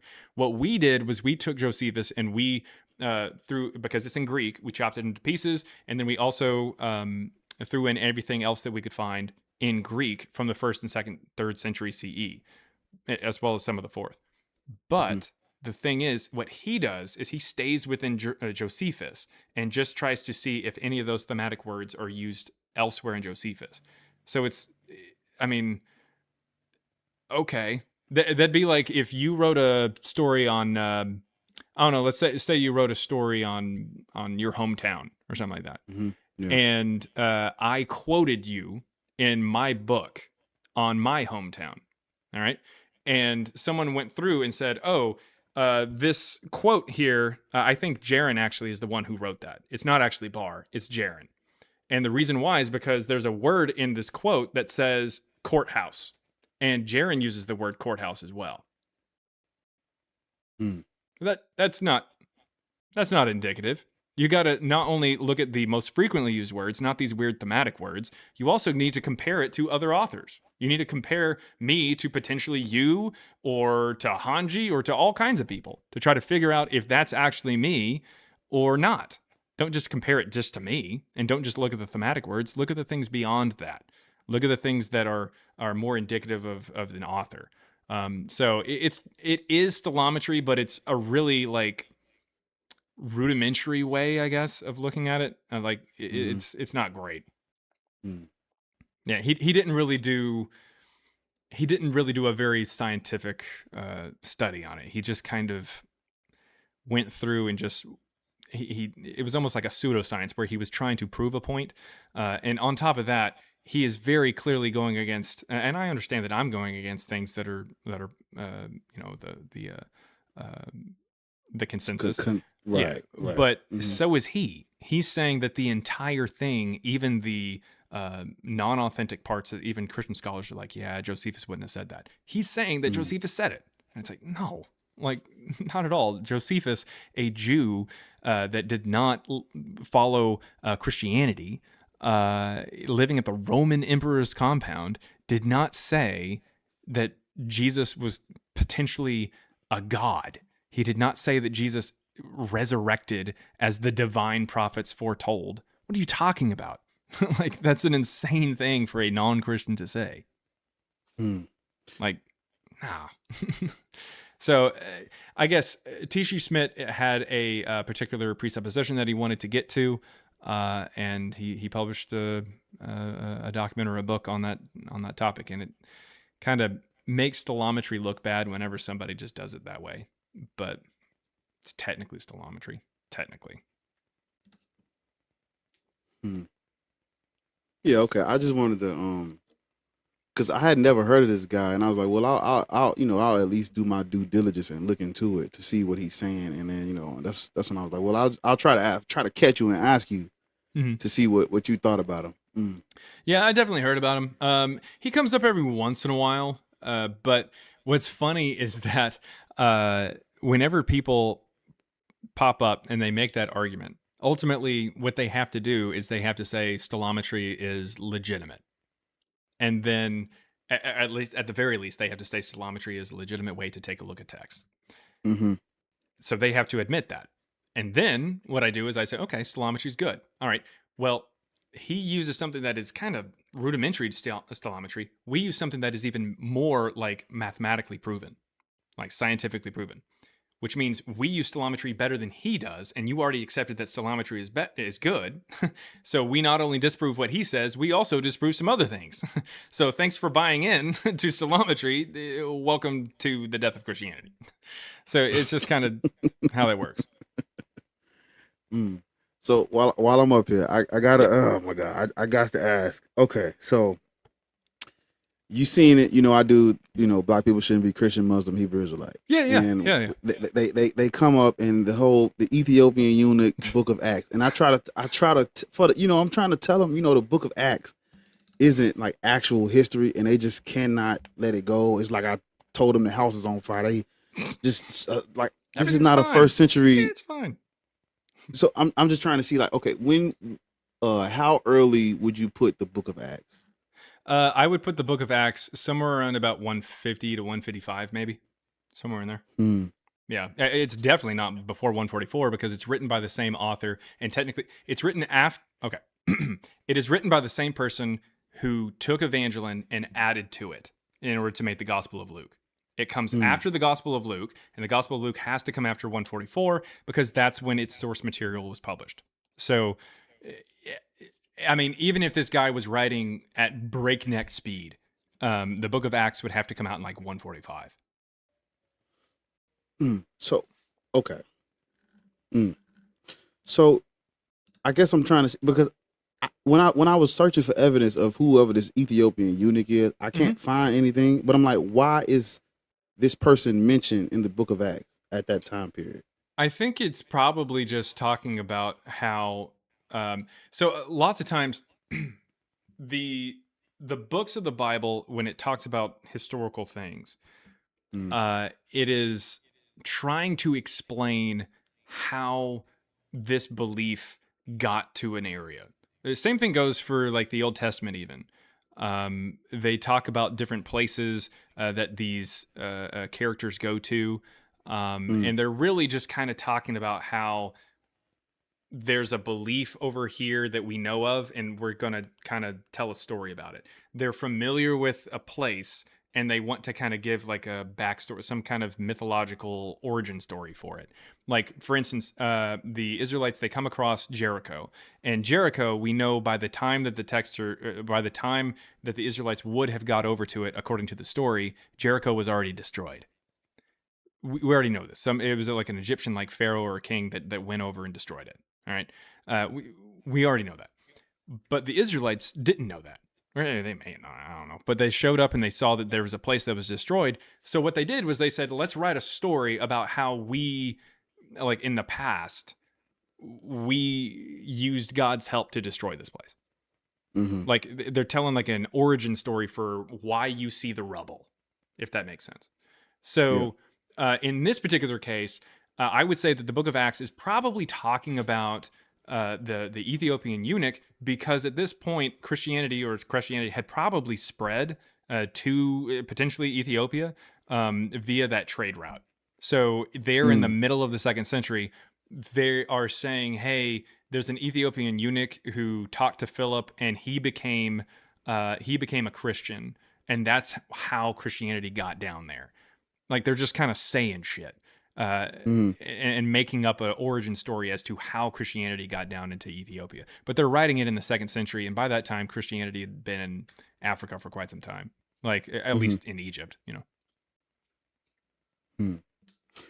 So yeah, there's a trade route that goes like from Asia Minor down through like Judea and Galilee and everything, and then down to like Egypt around the Nile, and then down to the Horn of Africa there through Ethiopia. So by the time the middle of the 2nd century comes around, someone was probably familiar with the idea of Christianity in Ethiopia. And so they just put in a story that said, hey, this is how it got down there. It's because Philip talked to some guy.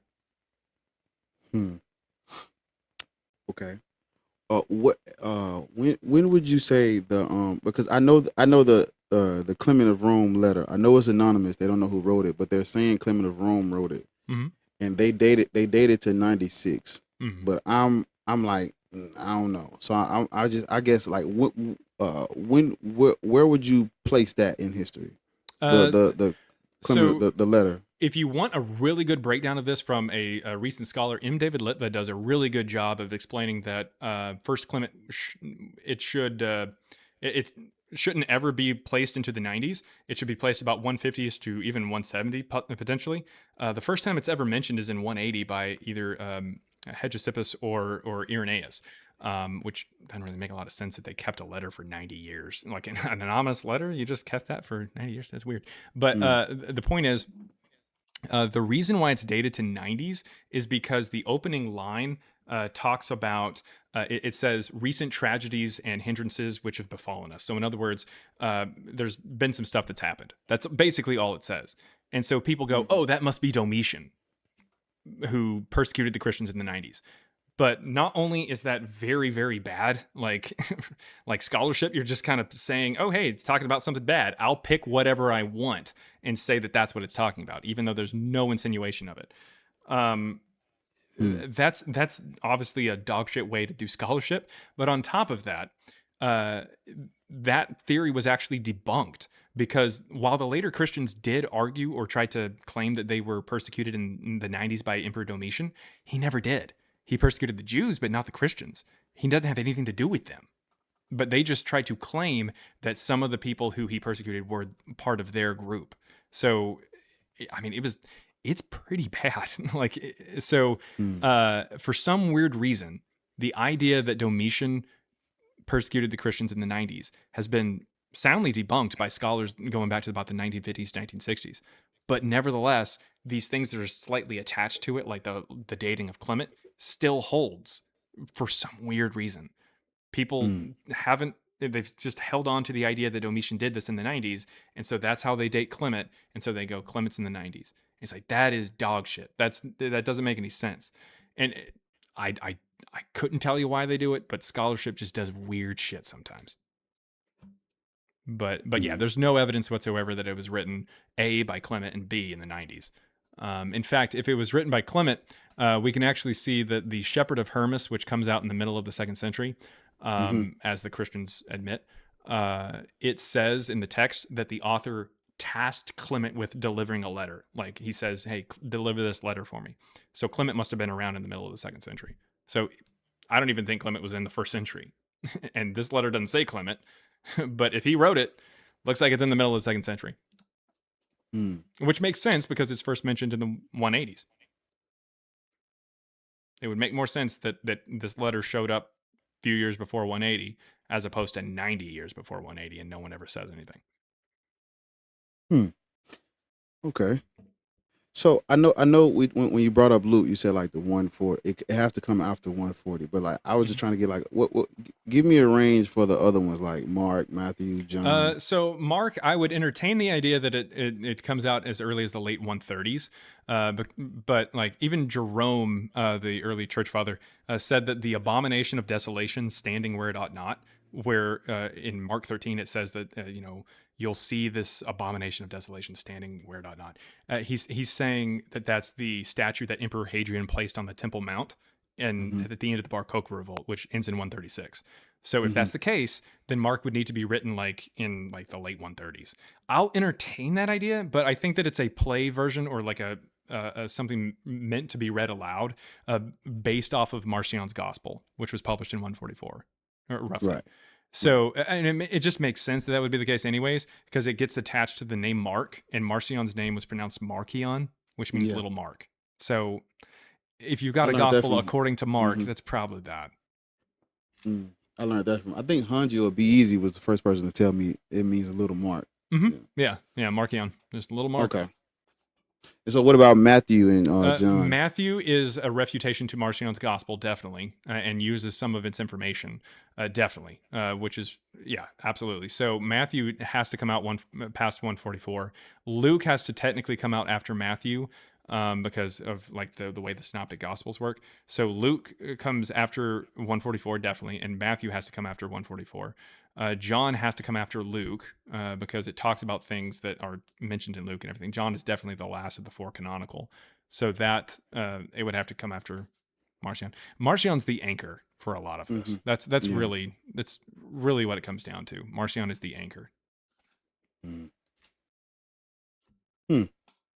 Well, I got some shit to do. I just wanted to come up here and run that yeah, absolutely. TC Smith guy by you. I hear about it every once in a while. I saw it when it first came out and I was like, what the hell is this? And we started looking at it, but I mean, again, it's kind of like there's a whole lot of things that you could call engineering, but some are much more technical and advanced than others. Yeah, I mean, hell, there's even someone called a godless engineer on here, and I don't know what the fuck that is. But that being said, when it comes to when it comes to stellometry, it is a wide range of different things, and distance formulas are much better at identifying authorship because it takes a look at the most frequently used words as opposed to just taking a look at just the thematic words and saying, ooh, this word is it's also used by this person, so it must have been something that he wrote. I don't know. Well, I appreciate you. Everybody, please go and get the book, man. It's a great book. I put it in my Discord. Oh, nice. Nice. I was doing like a top 20 or like a bibliography of books for people to read, and I put it in there. So nice. I appriote you, bro. Everybody go get the book. Thank you very much. Black Atheist Rants. Black Atheist. Go follow Bar. If you're not following Bar, you're doing something wrong with your life. You fucked up a couple moves back. Go rethink it. Follow Bar. Make sure to check him out. When's the next time you're going live, Bar? Well, in a minute. All right. Well, that's good. That's good because I'm hopping off here. I've got to go. My wife is staring at me, throwing them daggers. So I gotta go. I gotta go. But cool. Go check out Black Atheist Rants. It sounds like he's going live here in a minute. So make sure to go give him as much love as you possibly can. Appreciate you, bro. Thank you. All right, thank you. That was Bar, everybody, Black Atheist Rants. And really fast to get to the last super chat here. $2 there from Jupiter Wicks. Says, evidence of life is often very scrutinized. I think that's pretty deep, but I'm not really sure what it means exactly. But thank you. Thank you very much for hopping in and saying that. It sounds cool, I guess. Sounds cool. Anyways. Thank you very much, guys. Thank you for sticking around. Thank you to anybody who stuck around longer than 30 seconds. 35-second gang, rise up. Peace out, Girl Scout. Put me down for some Thin Mints. This is Friday. The weekend is coming up. Be safe, everybody. Be safe because July the 4th can be an explosive time. So be very safe out there, please. I want everybody to still have the same amount of digits whenever you come back on Monday. I'll be live on Monday there. It'll probably be a little bit of a late start just for certain reasons, but it'll probably be about 11:30 or so a.m. Central that I go live. So thank you very much, everybody. I will see you guys later. Peace out, Girl Scout. Put me down for some Thin Mints. And a big shout out to everybody over there on YouTube. You've been you, and